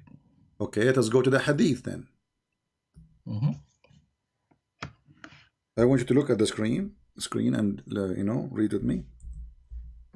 Okay.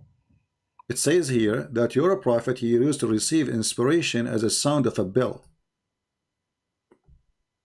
I still see Surah Namal ayah on. It's going to come to you. Maybe it would take a few seconds.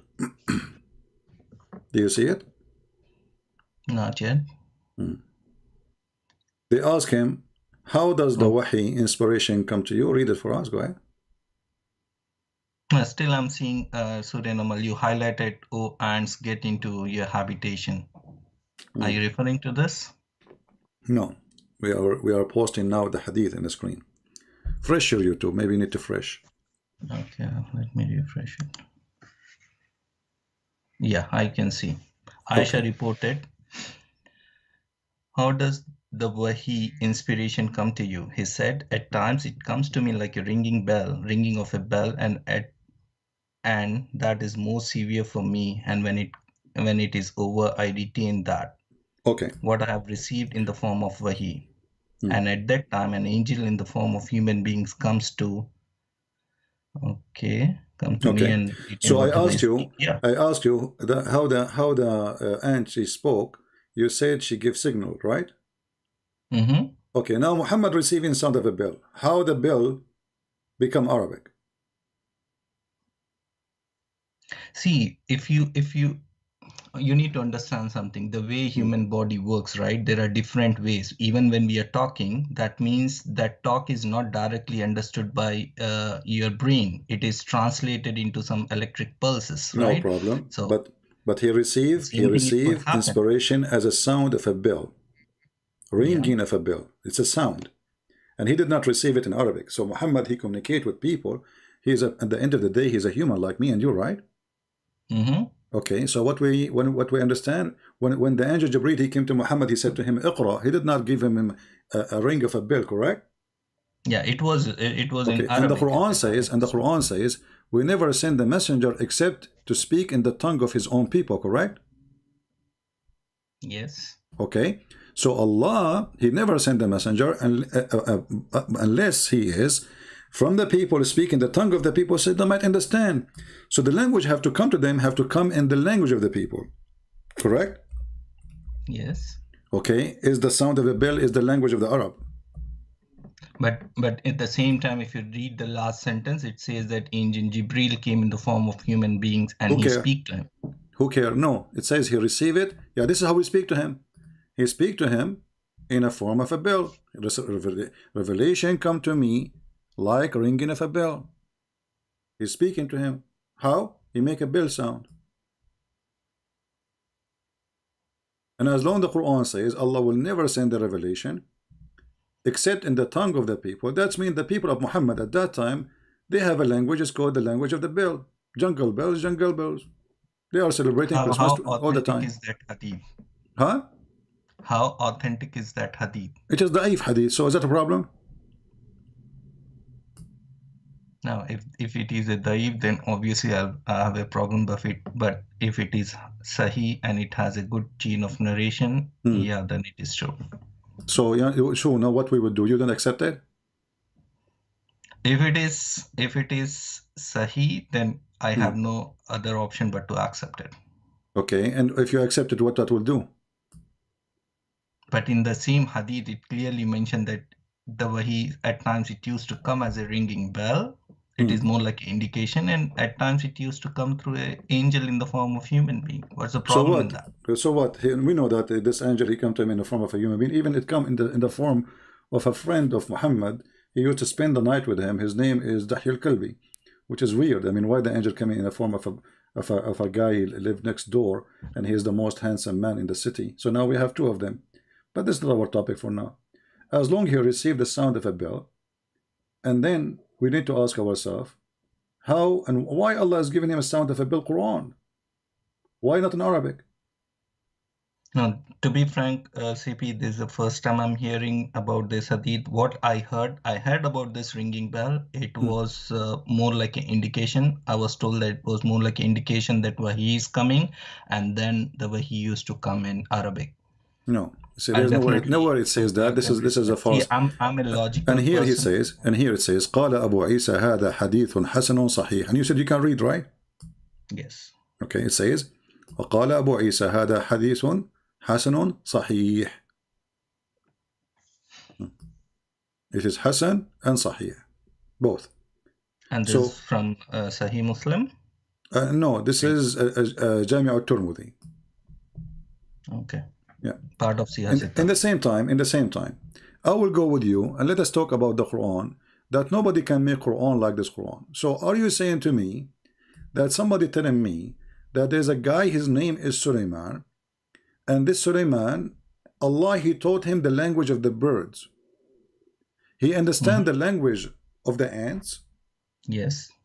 How he taught him the language of the birds, but he understand the language of the ants? What do you mean? I didn't get you, sorry. The Quran says, chapter 27, verse number 16. Solomon was David higher. He said, O ye people, we have been taught the speech of the birds. So who taught what Allah told him? He told him the speech of the birds. And then 2 verses after, he understand the language of the ants.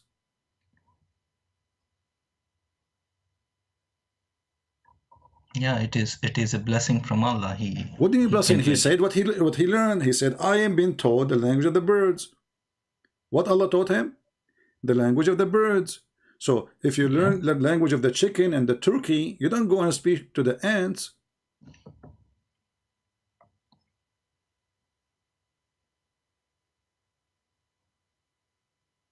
So what's the problem? I'm not able to get the My problem. friend, I went to school to study German. I finished the school, Yes. I'm speaking Chinese. So what do you mean, what the problem? This guy, he went to school. Allah, he taught him to Okay, I to got your learn the point. language of the birds. The bird, chicken, pop, pop, pop, pop, pop, pop, pop, pop. This is he can understand. Ants, they don't even talk. So how the same chapter, just 2 verses before it, the guy himself saying, okay, when I've been taught the language of the birds, who taught him? Obviously Allah, correct? No, here maybe the birds that has been translated here in Arabic, it might refer to a word that is more like a common to non-human being. Maybe. No, it says a tayr. A tayr is bird. Even your translation says birds. Tayr is bird. This is what tayr mean. طار يطير فهو طيار. This is why in Arabic we say طيارة. طيارة mean airplane. So we've been taught the language of the birds, and then the guy, he go and he speak to the cow. How that work? Forget about this one. I will let it go. Read with me carefully. So the man have an army of a genies and a human and birds. Is that correct? Yes. Okay. How big is the army of Suleiman? I have no idea on that. 3,500 miles. 25 is divided to 3 parts. A third is a genie, the other third is a bird, the other third is a human. All of them, they sit in the corner of his roof, according to your prophet teaching. But we will let that story go. Let us continue. When he arrived to the valley of the ant, she said, hide, otherwise Suleiman will crush you. What is the point of this story here? What is that?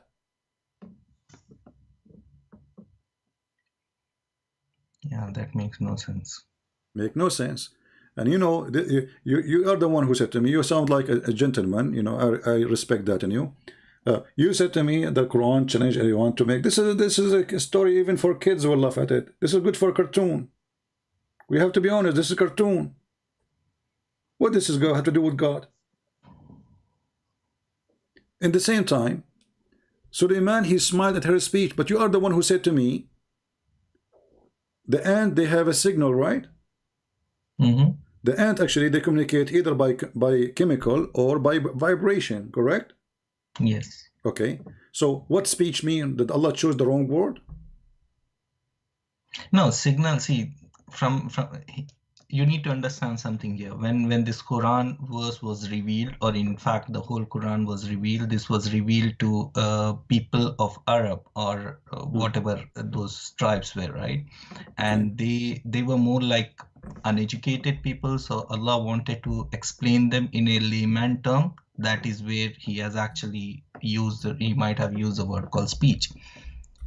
If he used a signal at that time, obviously they didn't know about all those things, right? So now we know about those things. What does that mean? Hold on, my friend. You see, you Muslim, you say that Allah, he predicted things in the future. We discover this and we discover this. Suddenly now Allah is speaking to them because he didn't know. First of all, nobody heard. This is a story. You can go right now and search in Google. You will find a book. It's called The Legend of the Jews. This is the Jews that tell their kids about Suleiman, the glory of Suleiman. He have a ring, he controlled the world, you know, he have a magical ring, he put a genie in the bowl, he was walking in the valley of the ant, then he put an ant in his hand, and the ant, she spoke to him. So, you know, this is from the Jewish stories. This is fairy tales. How those fairy tales appear in the book of Muhammad?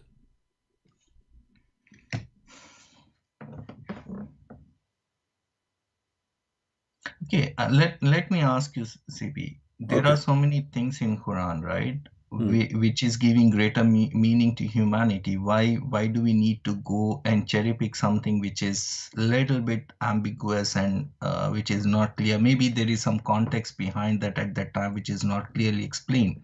Even if you look at the translations of Quran, that was not written at the tafasir, whatever tafasir we have now, it was not written at the time of Prophet Muhammad, peace be upon him. So it was always already translated after maybe 200 plus years. So they might not have captured the actual context in which this particular surah was nuzul. It was like the reason why this was revealed. Okay, let's focus on the Quran then. Forget about tafsir. Then he checked the birds. He found there is a bird missing. His name is Zahupu. He said, if this bird is not there, if he did not give me an excuse, I'm going to make him barbecue. Read with me. This is verse number 20, 21. And then the bird, he went and he came back. He said, I found a woman. Now, in the backstory, that the woman, she have no hair in her legs. She is very sexy, and you know it. Then, and he found her and her people worshiping the sun beside Allah. Those people worship the sun beside Allah. How they heard about Allah? Anyway, continue. And then we continue here, and they are talking about bringing this woman to him. They wanna bring this woman. So look what happened. Your God, he believe in Afrit. Do you know Afrit? Mm-hmm. What is Afrit? What is that? Sorry, Afriki? What is Afrit? Is it an English word? No, it's not either. Not Arabic too. Afrit is an Asian creature. He's an Asian creature. He's a giant, and he is like, he's a Satan and Asian at the same time, or let's say he's a genie, and he can go so fast in the blink of an eye. Like before you blink your eye, he can bring you a kingdom from its place.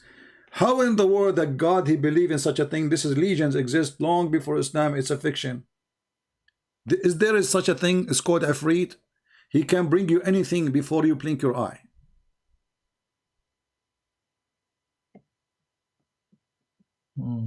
Makes no sense. Make no sense. And what is the point of this Afrit? And why Suleiman he have a Afrit?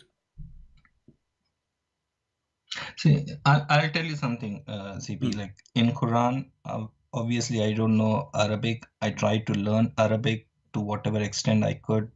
I rely on translation. I'm accepting that. And when I read Quran, there are a lot of things that were confusing, which were not making any sense.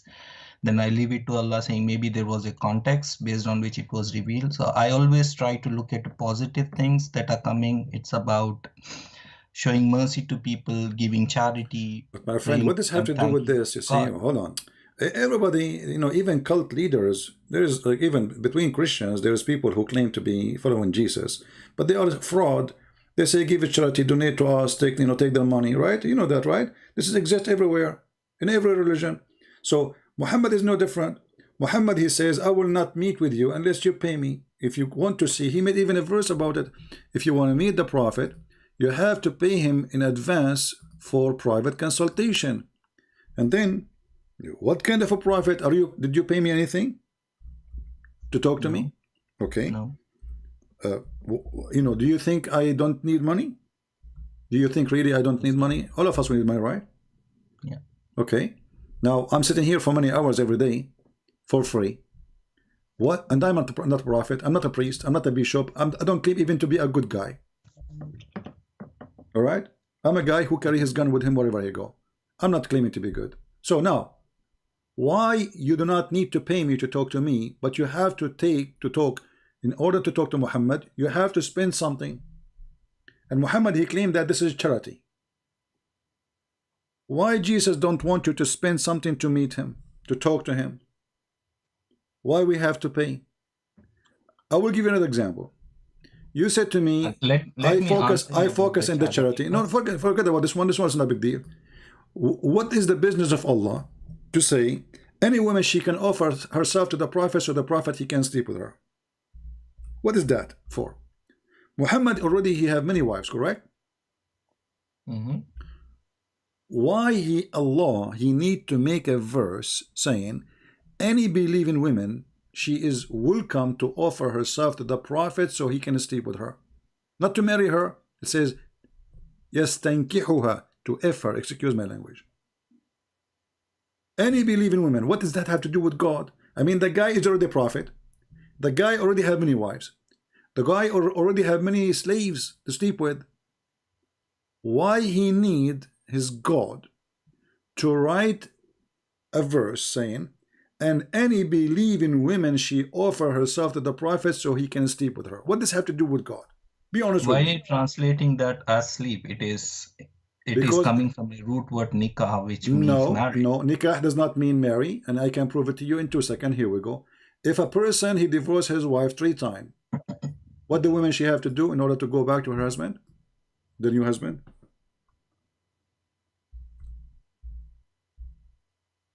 Do you know? I know what you're referring to. What she have to do? Tell me what she have to do. Is it enough to marry him, or she have to, excuse my language? Is it mentioned in Quran? Yes, it's mentioned in the Quran. You see, here we go, and you know how to read Arabic. It says, فَإِن طَلَّقَهَا فَلَا تَحِلُّ لَهُ مِن بَعْدْ حَتَّى تَنْكَحَ زَوْجًا غَيْرَهُ. Now she married a new husband, but she have to do what? She have to do tankah to the new husband. Not only to marry the husband, she have to do tankah. He is a zawjan already. Tankah zawjan. He is a husband. So now she marry a husband, but she cannot go back unless she have sex with the guy. Is that correct? I've heard about this halala that is being followed here in India and Pakistan, but I asked this about Mufti because it made really no sense to me. In fact, it was disgusting.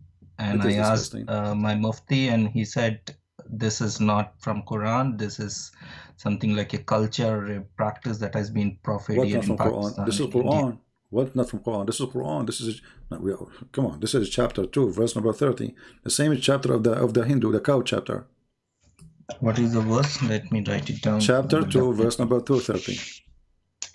Chapter 2, Baqarah 230. The Hindu chapter. Sorry? The Hindu chapter.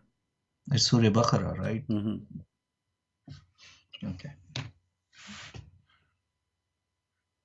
No, that is, I don't accept that. That's injustice to the woman.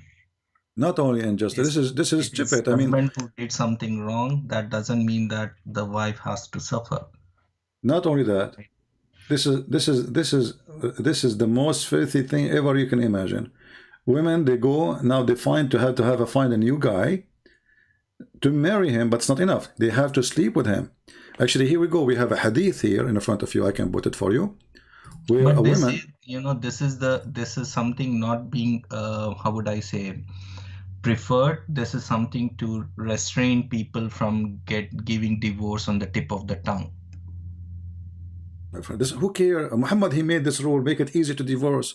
No, this is what I'm saying. This is something which is considered as not a good thing. That's why if you put some constraints, obviously people will refrain from doing that. So that could be the reason why this was mentioned. My friend, if you want to refrain it, make it like Jesus. Say to them, you don't divorce your wife unless she is committing adultery. Make it hard. You cannot do that, right? There could be some circumstances. The moment you make it as forbidden, you cannot do it even if it requires. So it has to be, it cannot be forbidden, and at the same time, can't you make it hard by many ways? As an example, if you divorce your wife, you lost half of your income, half of your money. Then people will think twice. Here we go. We find a solution. He will think a million times before he divorce her. So there's many ways. I'm not God, but we can solve it. But he make it so easy, one word, and she is divorced. And here we go. This is a story of a woman. She married from a guy. She was married to a guy. His name is Rifa. Now she married a guy. His name is Abdul Rahman. But obviously his intention is to marry Abdul Rahman, but she don't want to sleep with him. You see, that's why I said to you, Zawaj is not nikah. She did Zawaj. She did already Zawaj to Abdul Rahman. Then the guy, he started beating her because she refused to sleep with him. She went to Aisha. And as you see, Aisha, she said, I have not seen any suffering women as much as the believer women. And this is Aisha's statement, which means Muslim women, they are really having a horrible life in the time of Muhammad. This is Aisha witnessing that the most suffering women are Muslim women. Look, her skin is greener than her clothes. Muhammad, instead of taking the side of the woman who is just beaten by her husband, he took the side of the man. And then he told her, the guy, he came and he told him, that she don't want to sleep with me. Muhammad, he said, you should know that you cannot go back to Abdul Rahman, to go back to Rifa, unless you taste the juice, the intercourse, the orgasm. In Arabic it says يذوق عسيلتك. Go to the dictionary, you see عسيلة mean the semen, the orgasm. So until you cannot go back to him until you taste his orgasm and he tastes your orgasm. What kind of prophet? He is forcing them women to be raped. That could have been specific to Abdul Rahman. Where does it say that this applies? No, my friend, to this is the verse. This is the verse in the Quran. This is exactly what happened. This woman, she married a new guy. She thought the verse, as you said, the verse says, marry a new husband. So she said to herself, okay, I will marry a new husband. And then when he tried to sleep with me, I will not let him do it. Then he divorced me. Then I'll go back to my husband. But the verse saying, marry and do nikah, not only marry. So تنكح زوجا غيره until she if a new husband. This is why your prophet here saying you cannot go back to your previous husband unless, excuse my language, unless you if the new husband.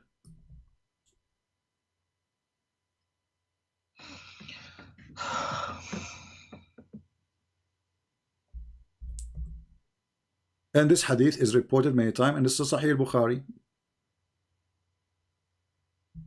You cannot go back to your previous husband. And look at the false translation here says, until consummate your marriage. Where it says, though, it says until you taste his juice. You change the translator, or here you go down. It says until you taste his sweetness, and you taste his, and he tastes your sweetness. Still, this one is a false translation because this is not sweetness. This is his orgasm.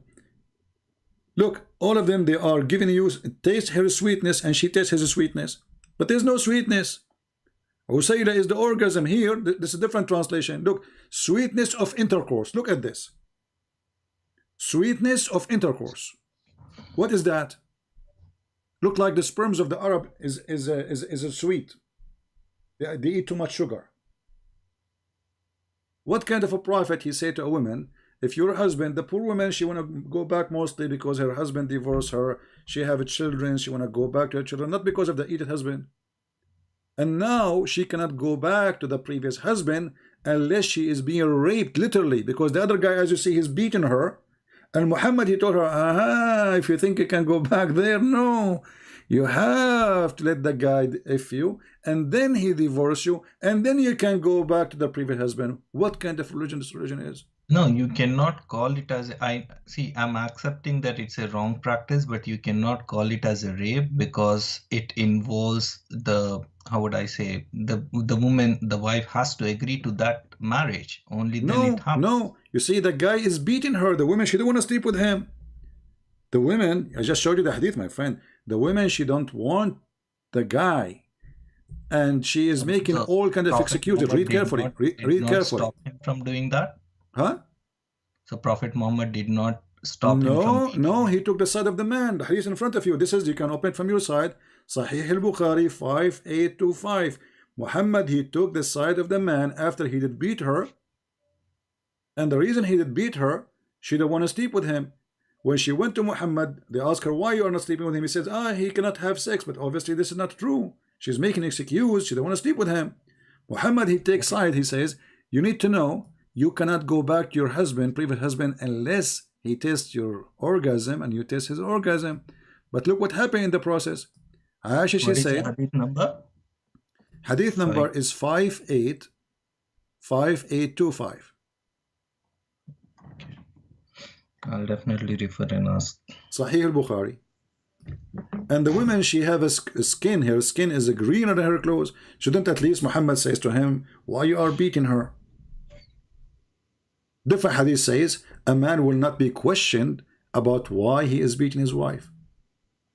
But that depends on the context. It's not like a generic All is the statement. contact is the same. Here we go. Did your prophet ask the woman why he beat you? He did not even say anything about beating her, as if nothing happened. Aisha, she said, look at her. Her skin is greener than her clothes. It's not only just a beating, it is severe beating. Her skin is greener than her clothes. Muhammad, he took the side, and actually he sent a verse saying the women or the men are in charge of women, so beat them.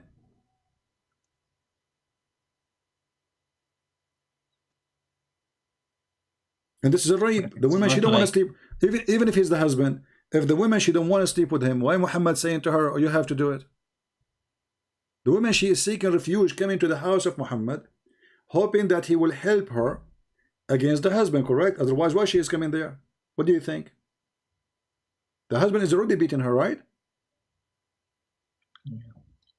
As I said, I need to study. I need to refer. I'll ask Imam of my masjid, and I will definitely. Why we don't call the Imam right now? No, right now it's not. He won't be available. So yeah. Why not? Isn't it his job is to answer Muslims? Isn't he an Imam? No, it's daytime here. It's like 9:30 and 9:50. That's perfect time to call an Imam. He's No, an Imam. he This is won't his be job. available in masjid. I don't have his number, so You call the masjid. Call the masjid. Call the masjid. Let us hear him. Call the masjid, because he cannot answer you, my friend. What he will say to you? The Quran says it clearly. الرجال قوامون على النساء. The men are in charge of women. In which way? Do this and do this and do this. And if you fear that they will disobey you, if you fear, beat them. The guy, he did what his God saying. He did beat her. And now Muhammad is forcing the women to go back to her husband, which she don't like, obviously. And now he is going to beat her again if she refused to take off her clothes.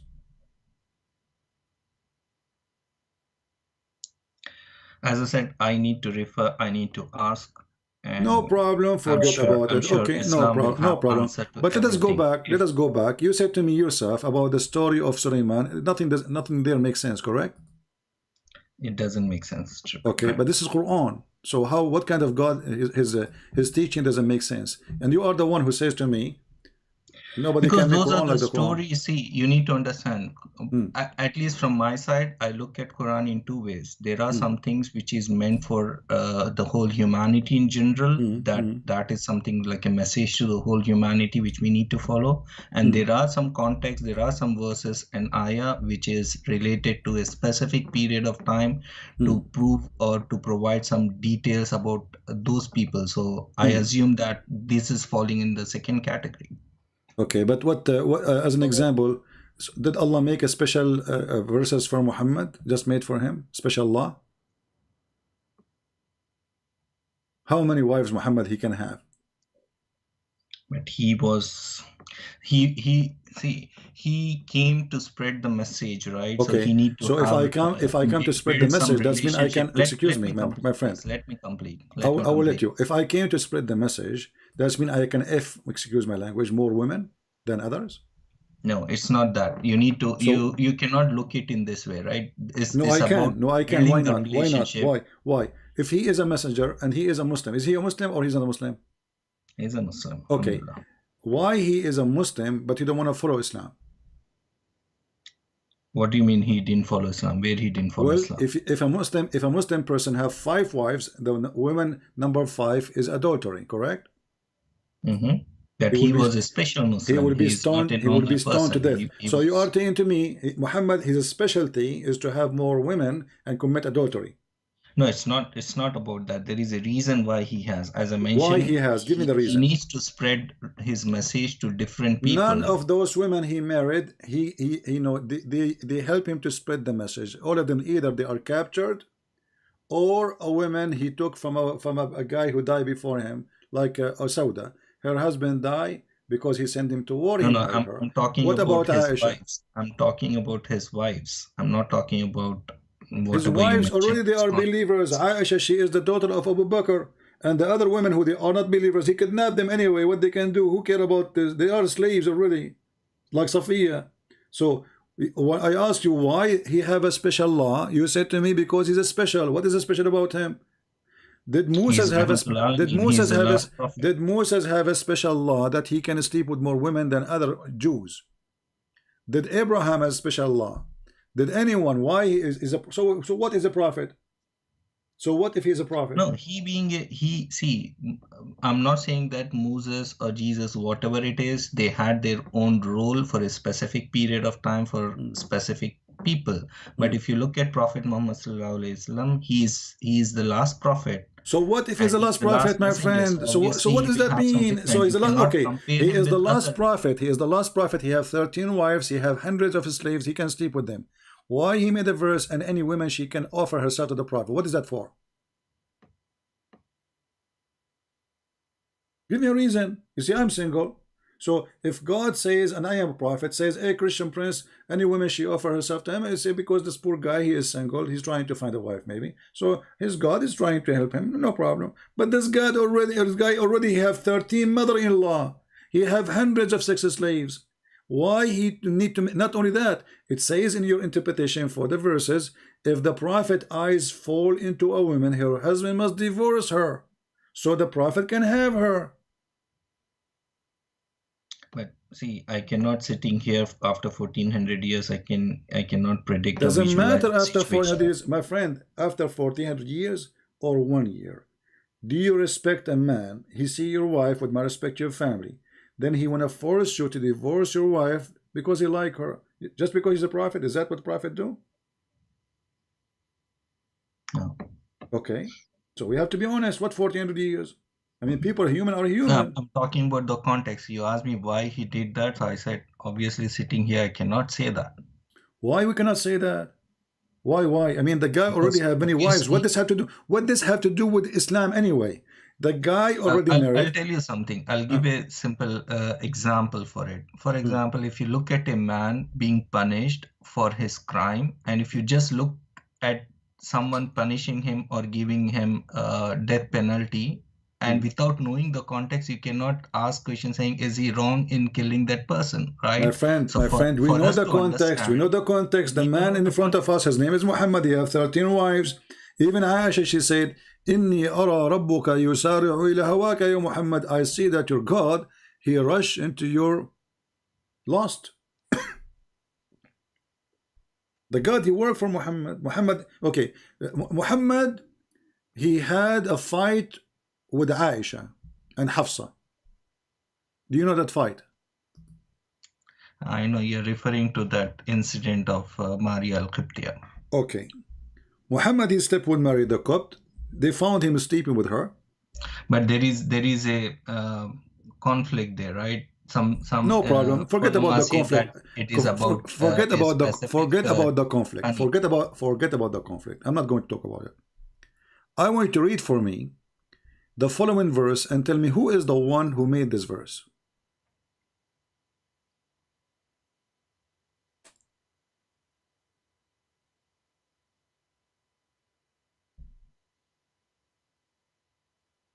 Which one? Chapter 66, verse number 5.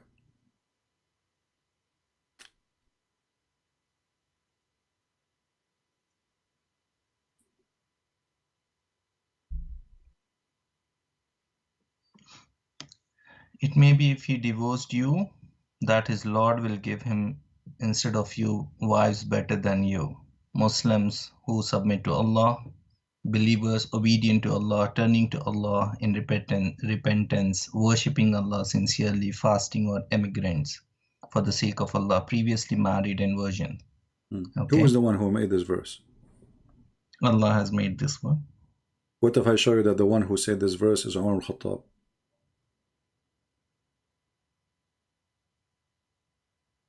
Read with me.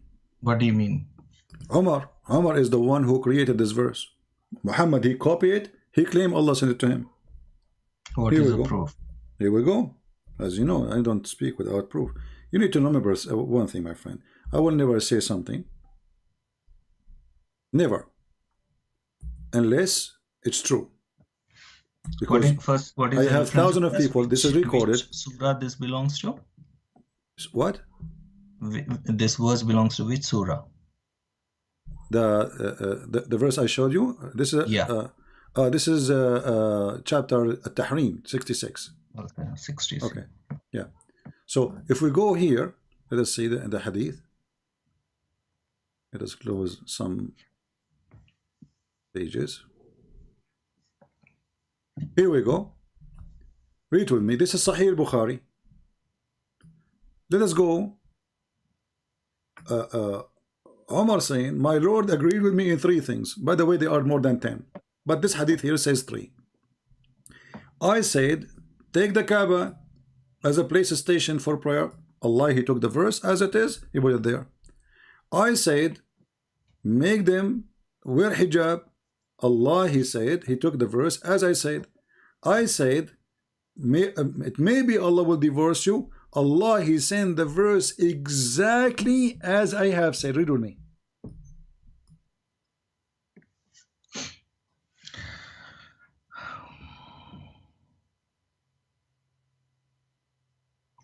My Lord. Agreed with me. Three things. First, I said, O Messenger Sallallahu Alaihi Wasallam, I wish you took the station of Abraham as a praying place. So divine inspiration came and you took the people's station. Okay. Second. Does it say, so this verse, the same as I had said, was revealed? Who is the one? Who is the one? It could be a coincidence, right? Because see, if My you friend, look what at coincidence? I mean, the guy, he said it first. The guy, he said, Muhammad, he put it in the Quran, and he claimed that Allah told him, it's the same as I have said. you remember you told me the Quran is made by Allah. We asked you about the ant. Here we go. He's even copying Umar al-Khattab.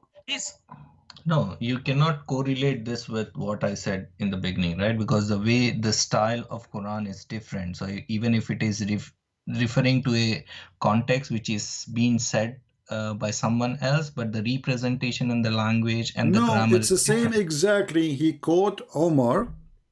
This is why it says no, the verse same as, does it say, my friend? Does it say the same as I had said? The same as I had said?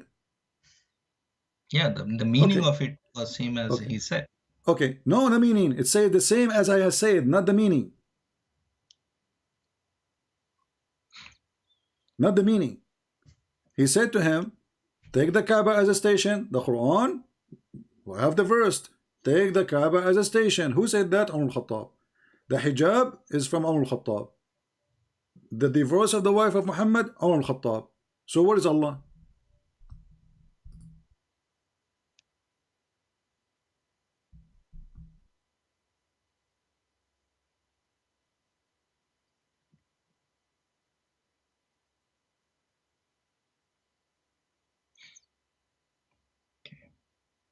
I'll definitely refer to these. So nobody can make Quran, and then we find Allah quoting the ant, even shaitan. I mean, the ant, the bird, the women, the jinn. There's a chapter. It's called the chapter of the genie. All the chapter is the genie talking. The genies are talking. So how this is the Quran of Allah, made by Allah, when they are saying to me that the Quran, Allah was narrating what they said. So this is not Allah talking then. Secondly, no, it is Allah who is talking. Secondly, have you ever heard of a stupid God? Have you ever heard of a stupid God? How do you mean by that? Okay. If Allah, now if we go to Allah and we say to him, in the case of murder, Allah, what we should do? Do Allah have the ability to give us the correct law?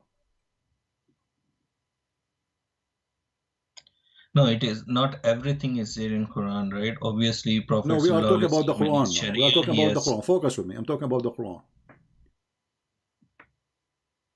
No, this is what I'm saying. Obviously, Quran and its limited text cannot explain about each and every jurisdiction. No, it's explainable because simply this is in the case of murder. So Allah, He gave you a law. So if you're saying to me, this law cannot be explained, that's mean this law is not a law, because people, they need to practice it. So if we cannot understand the law, which we not need to practice, that means this book is not written by a God, written by an idiot, because how we can follow Allah if we cannot understand the law? So read with me, chapter 2, verse number 178. It says, "O who you believe in the law of equality is prescribed for you in the case of murder." So this is a law about murder. What do you do?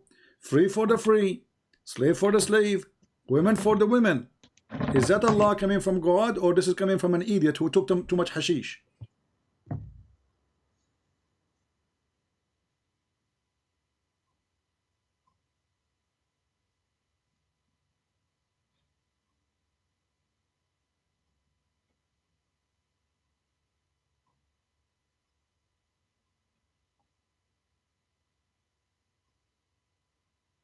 Are you there?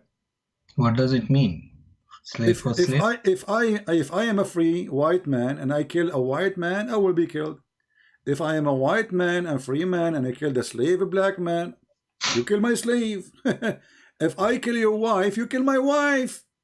What's wrong with this religion? So the foolish Muhammad, he heard that the Moses, he have a law. It says eye for an eye. So he said, this is the law of eye for eye. You kill my wife, I kill yours. But this is not the case. Because now we have two victims. If you kill my wife, you will be killed, not the wife. So Muhammad saying free for the free, slave for the slave, women for the women. And you can read the interpretation. Was this is a good law or this is a bad law? No, if I go by this text, no, this is stupidity. Okay, just to show you how stupid this God is. What do you say if I say to you, Allah, he changed his mind second day? But can you show me the explanation for this verse? Sure, here we go. This is chapter 2, verse 178. Here. Does the tafsir also support this? Sure, absolutely.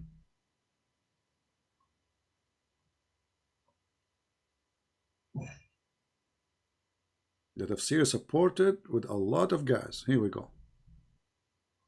This is Tafsir al-Jalalain. Read with me. A free man is killed for a free man and not for a slave. And a slave for a slave and a female for a female. I can't see anything on the screen. It's going to come to you. This is Tafsir al-Jalalain and this is the official government website of the Kingdom of Jordan. Just give me a second, please. Give me a second. No problem.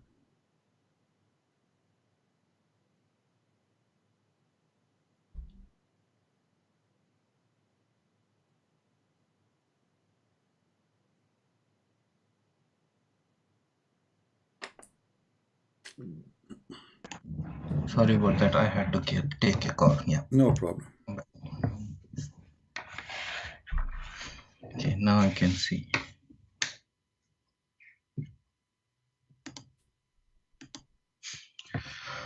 Okay, and this is Jalalain. Mm-hmm.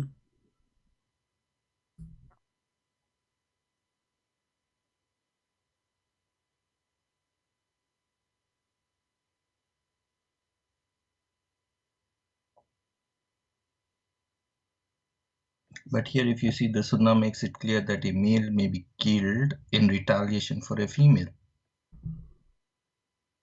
The Sunnah, this is the Sunnah, because later this verse is abrogated. You need to understand that this verse, Allah, he put X on it later. People, they start laughing at this law. So Muhammad, as usual, because he's a fraud, he said, okay, forget about this verse. Bingo. Can you believe it? Where does this say that this is abrogated? It's abrogated. If you read the same interpretation, this verse is abrogated. This is why you Muslims don't follow this no more. Okay, so why Allah he made it? If it is wrong, if it's stupid. And then the Arab, they start making fun of Muhammad. They said, look at this guy. He enjoy an order from his God in the morning. He cancel it at night or second day. This is why in the Quran it says here,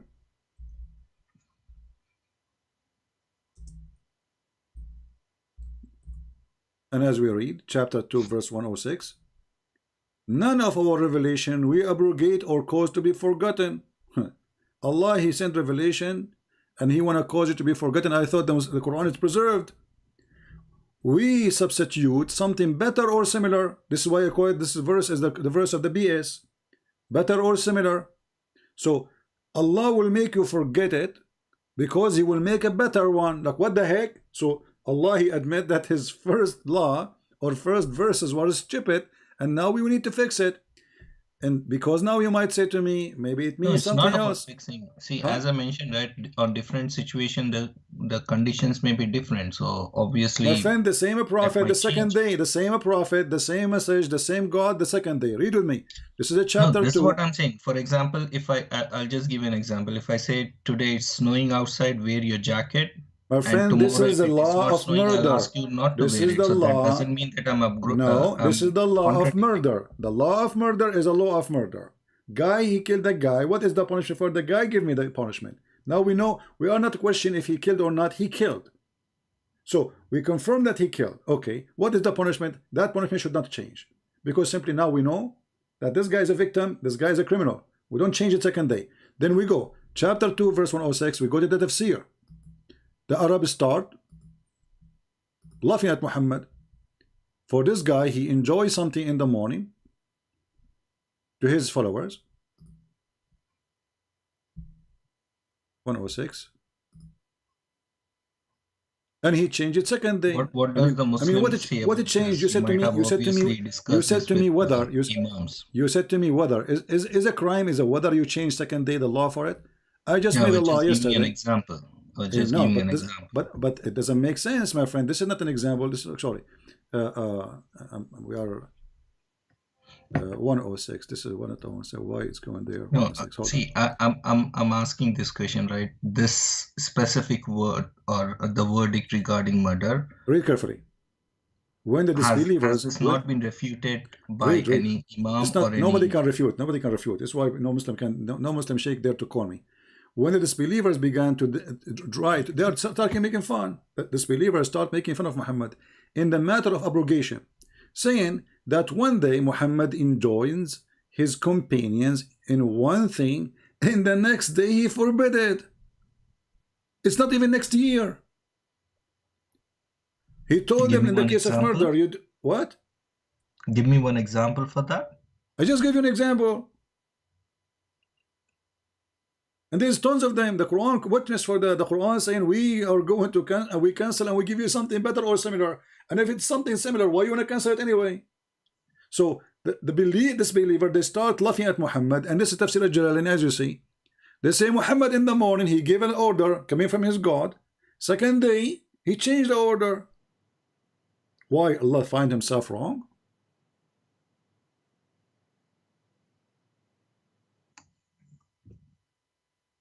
This makes no sense.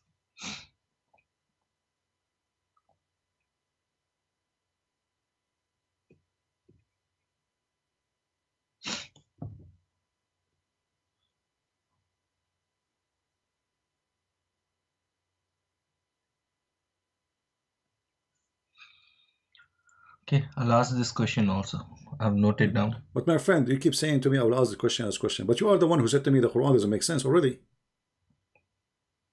No, this is what I'm saying. At least based on my understanding so far, it doesn't make sense. So okay, so what that will have an impact on you as a person? You just said the Quran does not make sense because we are showing you. Okay, does it make sense? My friend, this is the explanation. So your scholar will not be a higher scholar than Tafsir al-Jalalain, correct? Yeah, obviously. Okay, so based in al-Jalalain, who is the highest between them? We can open al-Qurtubi, we can open Ibn Kathir, we can open al-Tabari, whatever you want. This is the interpretation they will give you. So the guy who is Abdul in the mosque, he do not know what he's talking about. This guy, he have no idea. No, I'm not talking about some imam. He's a how would I say, mufti. I don't know. What a big mufti. All of them, they are the same, my friend. It's a job they get, but they have no idea what mufti. They have to go back to this and decide based on this. Otherwise, the Muslim will rip them apart. We cannot judge something just based on the text. Obviously, he being the expert in that field, he'll be able to explain me what exactly was the context, why exactly this is like that. My friend, so why tafsir exists then? Is this guy, his name is written in the tafsir? Do he have a tafsir book? No, it is. See, this tafsir is not meant for a common person, right? We need to at least have some foundation. Okay, but he himself, he learned his religion from where? From here? From this book? Okay. So if this book gave you the answer, why you want to go to the guy? I'm not against you to go there. See, I'm not saying. For example, there are a lot of books on medical surgeries and all, right? Just a normal person cannot read that book and perform a surgery. My friend, obviously, this is not a medical surgery. If this is a God, he cannot make it clear to you. Then he cannot make it clear to the mufti, because the mufti is just a human being like you. What is going to make him special? Secondly, isn't it the Quran says that the scholars of Islam is the one who say we believe, not the one who knows? Nobody can explain the Quran. The Quran says that. No one. And the scholars is the only one, if they can be called scholar, only if they say we believe, not because they know. Read with me. This is your Quran. No one knows what the Quran means save Allah, because it's a stupid book. Muhammad himself couldn't explain. Seeking the hiding meaning, and none knows the hiding meaning save Allah. So they asked Muhammad, when Muhammad, you said this, what does that mean? Allah knows best, because he is a thief. He himself is not making anything, especially when it's come to something details. He do not know. So what the point of this book? Is this the book a book of guidance? No. The book in front of you, it says no. It says this is not a book of guidance. This is a book to deceive. Read me carefully. It says part of the Quran is entirely clear. Which part? I changed the Muslim to show me a verse is clear. And then there's verses which nobody knows what they mean, and they are made to make the one who have sickness in their heart more sick. But look how stupid it is, because the one who will read the Quran and the one who believes in the Quran, especially the concept of Khadr, doesn't make sense to me. Saying that doesn't make sense. Concept of what? Khadr. You mean the Prophet Al-Khadr? No, Taqdeer. The Qadar. Muqaddar, yeah. Yeah. Well, it doesn't make sense too. So you just deny Islam because this is one of the base of Islam, Al-Qadar. So you are out of Islam, my friend. Already you are ex-Muslim. No. Yeah, you are. You just say the destiny. Sense. You just say the destiny of Islam does not make sense to you. So Islam does not make sense to you. You just conquer Islam now. You're out. And you are right. I mean, what kind of religion? It says that Adam, he did commit sin because Allah forced him to. What is that? How in the world? No, see, I'm not saying that it is. See, when I mention it doesn't make sense to me, at least based on my understanding or to the some of the people I've heard, Zakir Naik, he's like a joker to me. He doesn't make any sense to me. He's just fooling the people. I accept it, but there might be a better explanation for it. Well, there's no better explanation. What is it? My friend, the explained is explained by your prophet. Who is the best to explain something to you? Who's the best to explain it? Your prophet, right? Prophet. Okay. Yeah. So let me ask you: if a child he die, he go where? A child is an infant. He's like 2 days old, 6 months old. Where he die? He go to Jannah. Who said so? This is what I've been heard. Your prophet says no, because of the destiny. Aisha and Muhammad, they went to attend the funeral, and this is in al-Bukhari, and this is a Muslim, etc. So this is Sahih, 100%. So Aisha, she said to him, well, you know what? This person, they just came from the funeral, little baby. You know, he will be a bird from the birds of paradise. This is what everybody will say. Very nice words from Aisha. God Messenger was invited to a funeral of a boy who belonged to Ansar, so he's a son of a Muslim family. There's no reason for him not to be there anyway. And I said, oh Messenger of Allah, this one is blessed.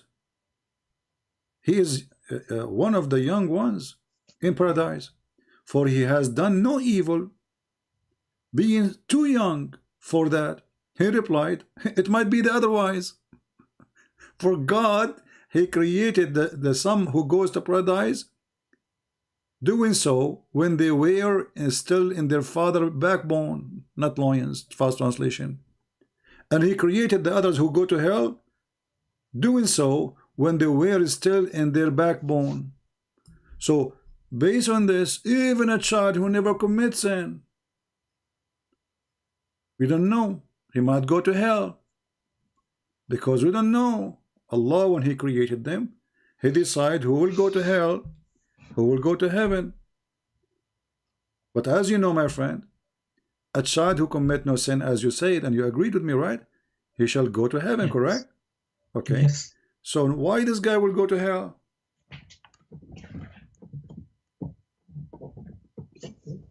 Don't you and me, we agree that hell is for the one who did bad? Yes. This is a baby. I hope I did not touch something, hurt you. I don't know if you have a child or something, because I feel like as if you are crying or something.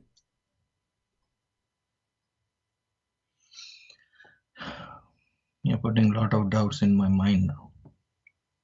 So, my friend, this is not from God. God is about just. Don't we agree? Yes. So, is that justice? That a child, he's an infant, he died, he did not commit any sin, still he might go to hell?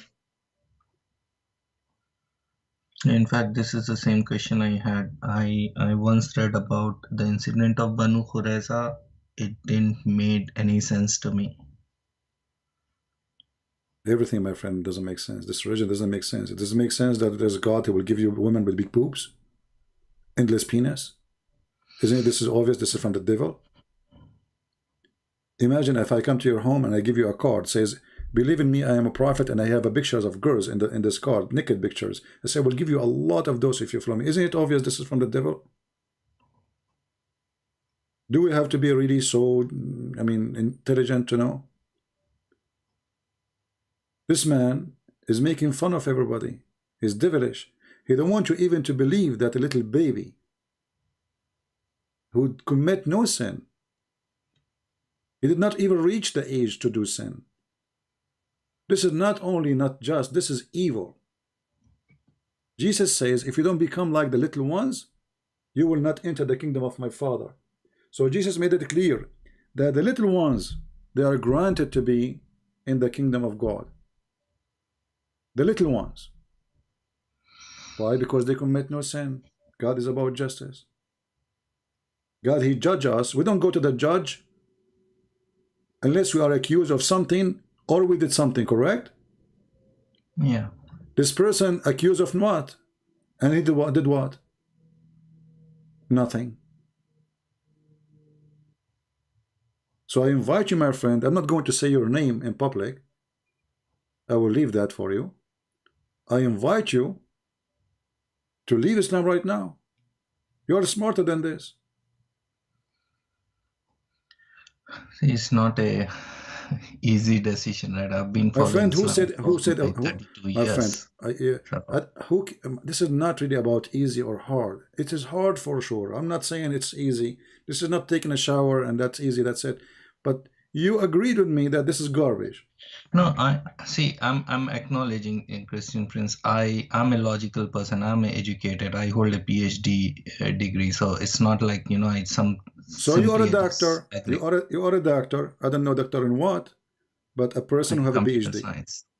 In what? Computer science? Yeah. Okay, I need you to come and fix my hadith. There are a lot of gray areas. I always had that question, but I always thought that, this is something, the deficiency in my iman, that's the reason why I'm getting this question. No, to be my frank, friend. I could never digest the fact of Prophet Muhammad Sallallahu Alaihi Wasallam marrying a 6-year-old. That is something. This is one of many garbage he does. This guy, all his life is garbage. To be frank, I was defending about that, but when my own daughter turned 6 years old, I looked, to be frank, I'm accepting this in public. I cried when I looked and imagined that about my daughter. That is something which disgusted me. So as I mentioned, there are some gray areas about the Prophet's life, Prophet Sallallahu Alaihi Wasallam life, that is kind of difficult for me to digest, but I was always assuming that, Quran is perfect, and this still I assume, I'm believing, and whatever doubts I have, I will get the answers to it. But I think now, but I'm a logical person. If this is not being proven or explained properly, then I'm brave enough to accept this, saying I will leave Islam if this is what you're showing it to be. Well, it's in front of you. I mean, why are you saying you will leave? You have a PhD, my friend. I need to talk to my friend. Is it in front of you? I mean, a person have a PhD. Let us be honest, my friend. Come on. Is it really hard for you to understand this? I'm an expert in a specific field, so I need to ask. What a specific field? I mean, the guys who were there in front of Muhammad, they are imams. Aisha was imam. Yeah, Aisha, but she's a that was a kid. different So situation because Aisha, obviously, see, Aisha the when I kid. look at someone like Muhammad Hijab or what is the other name, Ali Dawa, they are bunch of idiots to me. They mean nothing to me. They are the one who is destroying the name of Islam. So I don't follow such people. Obviously, I'll have my reference from an authentic source, and I'll definitely research on that. Well, that will not change anything. There is a lot of people they are doing business. I'll come back to you. I promise I'll come back with my own research. Either I will prove you wrong or I'll accept that I'm wrong. I don't feel any shame in accepting that I'm wrong if I'm wrong. No problem. I respect that on you. I will, you can. I'm not going to push you to say that you are out of Islam, but for me, I have a strong feeling that already you are 90% out. I mean, maybe your foot is stuck in the jar. I can help you to push it out. But as you see, this is a stupid These call. questions I always had in mind from past 4 years. I'll give one small incident. I was working in Saudi Arabia some time back, and I had spent so much time with Zakir Naik. He was there in Jeddah for some time. In fact, I invited him to my house. He was there, and there were some things I refuted on him, saying your knowledge on so and so things is wrong. So I'm not a person, who will mince the words while speaking. I'm brave enough to accept what is right, what is wrong is wrong. Yeah, as in Zakir Naik, he says that the word hur mean a male and female, but the Quran says yatmutahunna. In Arabic, anyone who speaks Arabic, that the letter is called nun and nuswa. In you add it at the word, that will make it for females. And this idiot, he says that the word hur is male and female. And he says, sister, inshallah, you will have many hur too. He's only uneducated Muslim will believe in him and follow him. Any person, logical but Muslim, all of them, they are the will same. And my definitely say friend, that. if Zakir Naik is the problem, we have bigger problem. Look at this idiot Muhammad. I mean, come on. You don't want to say it, but I can say it. You are shy to say it, but already in your heart you can tell. It's not that I'm shy, but it's my respect for him that this is how I've been brought up. So I don't respect a child molester. Do you can't respect say somebody? this, Do you respect somebody who do go after girls, little girls? No. Okay, so how will respect him? You see, if I see you in the street, I will be happy to invite you to my house to have a coffee with you, drink coffee with me. But if you discover that my wife is 6 years old, you will run away from me. You will spit at me, correct? That's true. Okay, so what respect? Respect is for people who earn respect. Respect is not guaranteed to everybody. There's people, my friend, they are lower than pigs. This is true. There's people lower than animals. This is true. There's a criminal, there's rapists. They are lower than a human being. They are because a human being is the one who act like a human being, not the one who look like a human being. But what is the problem if I say that there are some? If I accept there are some things that is wrong, and that is done by Prophet Muhammad Sallallahu Alaihi Wasallam. Maybe it's because of whatever it is, but still that doesn't prove that Islam is wrong. No, it proves Islam is wrong because you are receiving guidance. He will be punished. My friend, you are receiving guidance from a false man. The Lord, he said, the Messiah, he said, from their fruits you shall know them. What do you think about this sentence? No, if I'm learning from some teacher, obviously that doesn't mean that everything he teaches will be right. No, my friend. The Lord said, from their fruits you shall know them. What do you think about the sentence? You know me from my fruit, right? Not from my speech. I can speak good to you. Yeah. Right?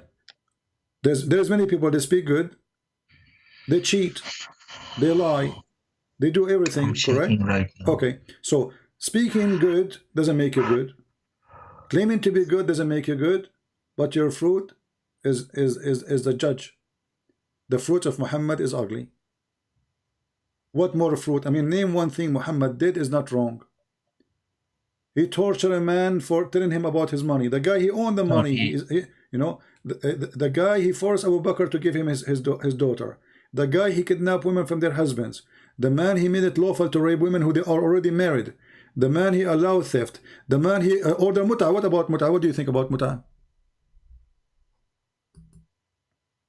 That is disgusting thing.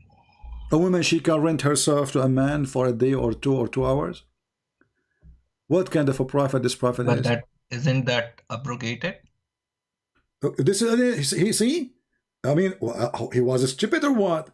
I mean, since when adultery and fornication need to be abrogated? So you allowed it to be. Is it forbidden already from the time of Moses? Correct. No.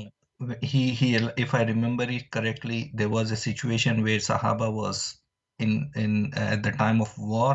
They No, didn't my have friend, their family. my friend, if it's the time of the war, Muhammad he died and there's war.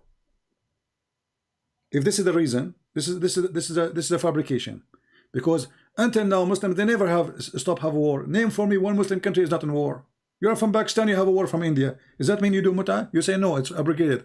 So always there was war. Today's war is different than the other. It is the same. It is the same. Secondly, there's no war because a man he came. He said to Muhammad, "Can we do this?" He said, "Nankahu bithawb."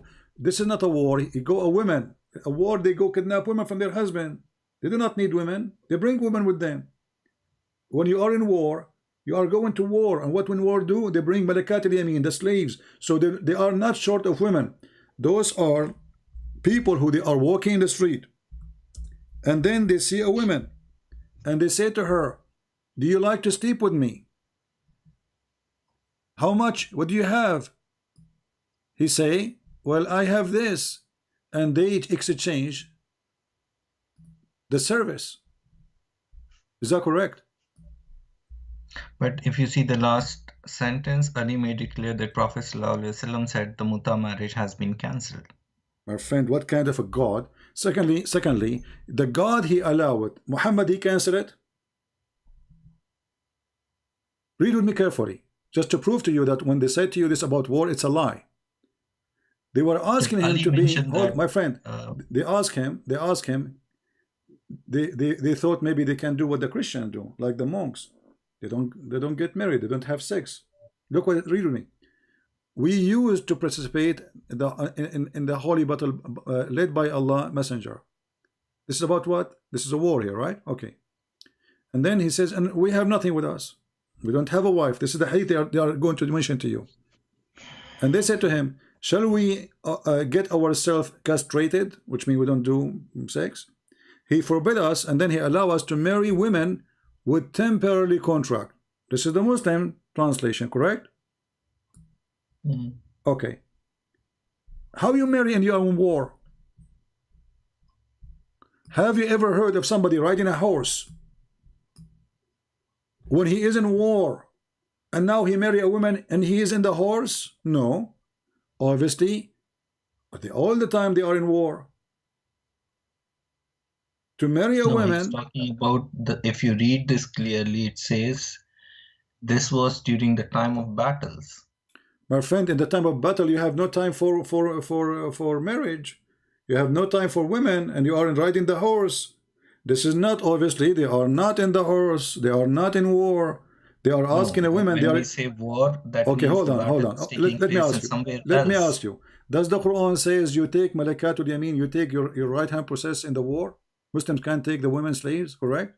Yes. Okay, so if they are in war, they have women. They are not short of women. But here we are talking. He's talking about a situation when they had no one with them. Before the attack. Okay, let us say for the sake of argument. So they are not in war yet. So why I'm going to rent a woman? Can't I hold myself? So we allow. That's a valid question. We allow women and men. They are Muslims. He is renting a Muslim woman. So we allow a Muslim woman to do jihad by taking off her panty? Oh, this is a mujahid. Tomorrow he will go to war. Can you take off your panty? He will give you $10. That's a valid thing, because I travel to different places in the world for 1 month or 2 months. That doesn't mean that I... My friend, the proof that this is very bad and ugly, he himself, he forbid it later, correct? Why? No, it was during the time of... No. Muhammad war never stopped. Muhammad war never stopped until he died. Muhammad, in the last time of his life, he went to Tabuk to attack the Roman. So his war never stopped. From the first day to the last day.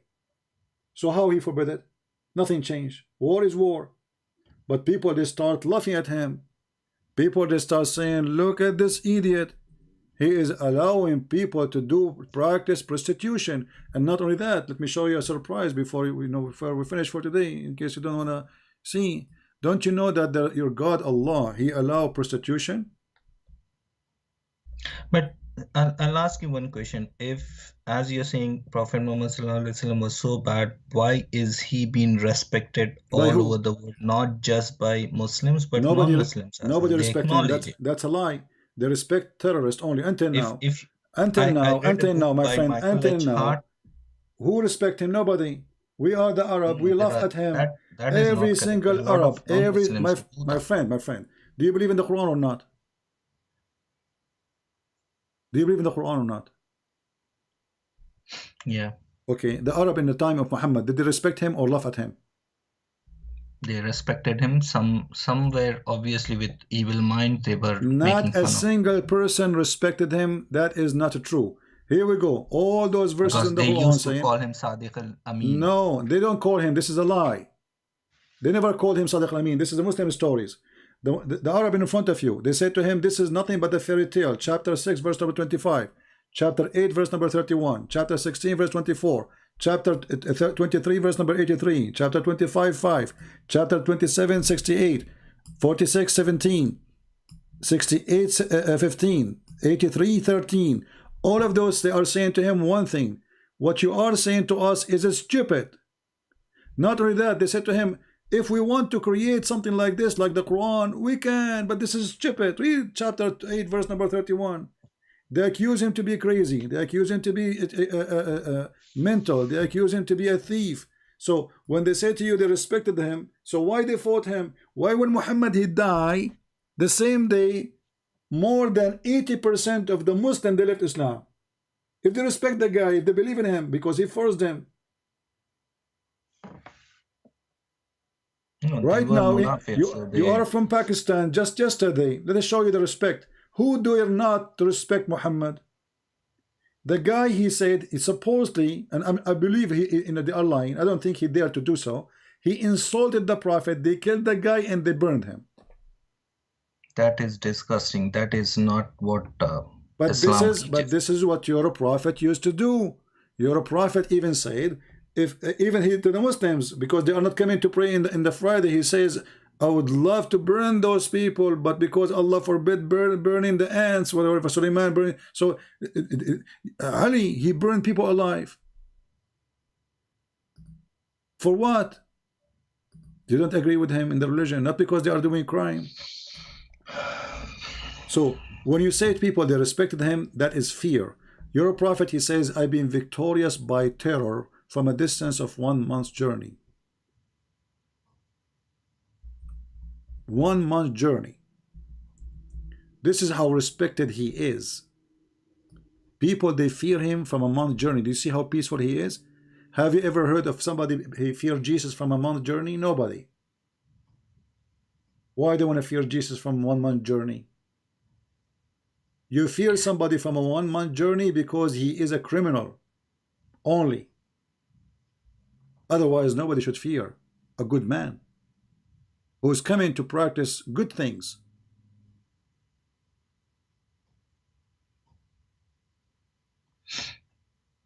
So, my friend, I have a last call to say to you. Be smart and denounce this cult. Leave this religion, because your soul might be taken from you today, tonight, now. You never know. And you don't wake up tomorrow and you are following the devil Muhammad.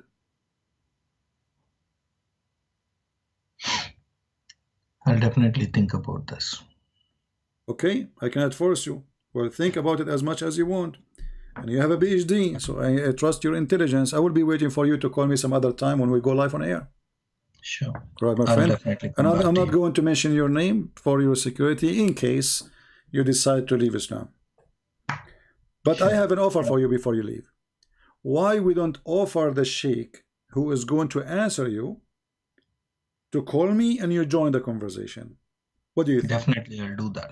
Okay, because simply, let us say, you said he's a mufti, right? Yes. Okay. Yes. He's a mufti. I will show you that he is no match to speak to me for 5 minutes. Is that a good deal? But it has to be in a respectful way. I will speak to him in a very. You will be my witness. I promise you. Just tell me this is the guy. Just to know that this is not just an average person calling me. Call me, invite him with you, and I will speak to him way. And I will not say things like, you know, like about Muhammad. I will just keep it very nice. And you will see. Yeah, it has to be a knowledgeable debate, not like using bad words or anything. My friend, I always use knowledgeable. I don't use bad words. You know, I just express. I am being honest. When you know, Muhammad for me is a fraud. You know, Jesus, he said, either you say yea, yea, or nay, nay. So we as a Christian, we cannot say nice things about an evil man, because that will make us leave in Christianity then. So he want to debate me. He need to understand that this is a Christian person who refused Islam. He refused Muhammad to be a prophet. So for me, Muhammad is a fraud. Otherwise, why he is calling me, right? Yeah, no, that is perfectly okay. If you're saying something bad about some person, if you have reasons, that is not counted. The same as I did with you. Did I insult you? Did I say anything wrong to you? No. Okay. So I am, you know, if I am speaking to you in a such a way, why I will speak to him in a different way? Okay.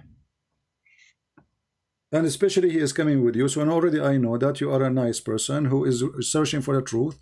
And regardless you leave Islam or you stay, this is your business. For me, I do my part. It's up to you, my friend. You know, for me, the Lord, he taught us to teach the truth, and the truth will set you free. So we pray for this gentleman that the Lord will open his eyes. We pray for the Messiah to make his heart soften to see the truth. We pray that the Messiah will guide him, not a Christian prince. Christian prince cannot guide anyone. I am not here. I'm not the one who will guide you. The Lord is your guide, my friend. So we pray to the Lord that the Lord will open your heart, your eyes, and I am here just to share with you information which you do not know, just to make your way easy. I'm a logical person, and if I'm proven wrong, I have no regret or shame in accepting that I'm wrong. And if it is proven right, what you're saying, then I promise you as a man that I will leave Islam. Well, trust me, you will not find anything I said to you is not true. Let's see. All right. Take care, my friend. Thank you. Take care. Bye-bye. Thanks for your time. You're welcome. All right. Good I took his call, because I thought, you know, first time did not work, so I thought he is you know, playing games.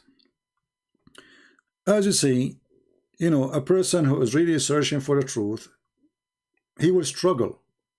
It's not easy. It's not easy, especially you are a person who grew all your life in such a cult.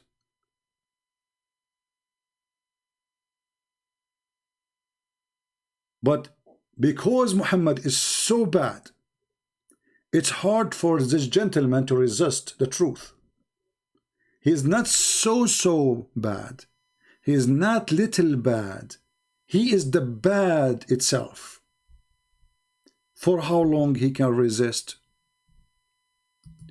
And now we offer him, and I am the one who offer, to bring his sheikh, the imam, the mufti. He's not just a sheikh.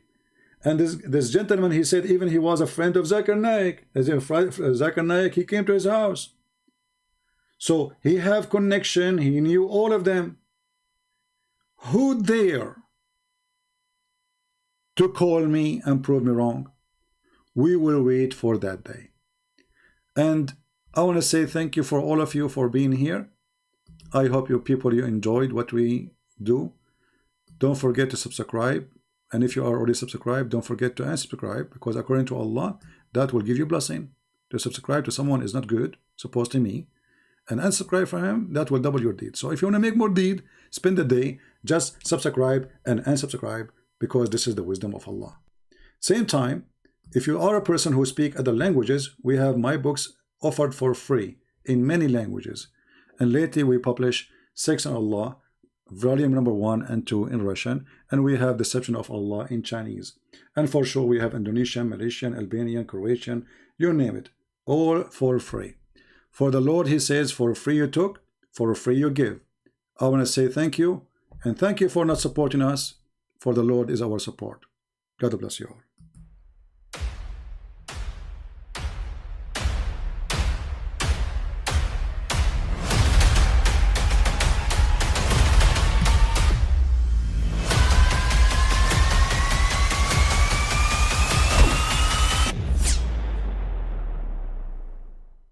mean, again, he doesn't know who Gabriel is, right? Because he didn't come from an Abrahamic faith. The people of Mecca were pagan. Quran is mentioned. If this book was from other than God, they would have found in it many contradictions. If a book is without contradictions, that has no bearing on whether it comes from God or not. I've had phone books that are inerrant, but I certainly don't think God gave them. That we believe without understanding. The brother asked a very important question, that most of the scholars say that listening to music, watching movies, and most of the television programs, they're haram. So how can we have fun? Let me tell you, brother, at the outset that having fun is permitted in Islam as long as the fun is halal fun. That the standard narrative has holes in it. The Prophet tells us because Satan or the devil sleeps over our nostrils. Those who oversleep and not pray Fajr on time, Satan urinates in their ears. I really do think Jesus was crucified and that he really was dead and buried. He thought that he was a son of God in the sense that he was specially chosen by God. I think Jesus really did think he was going to be the Messiah, the future king of Israel. I mean, that is, after all, why they crucified him,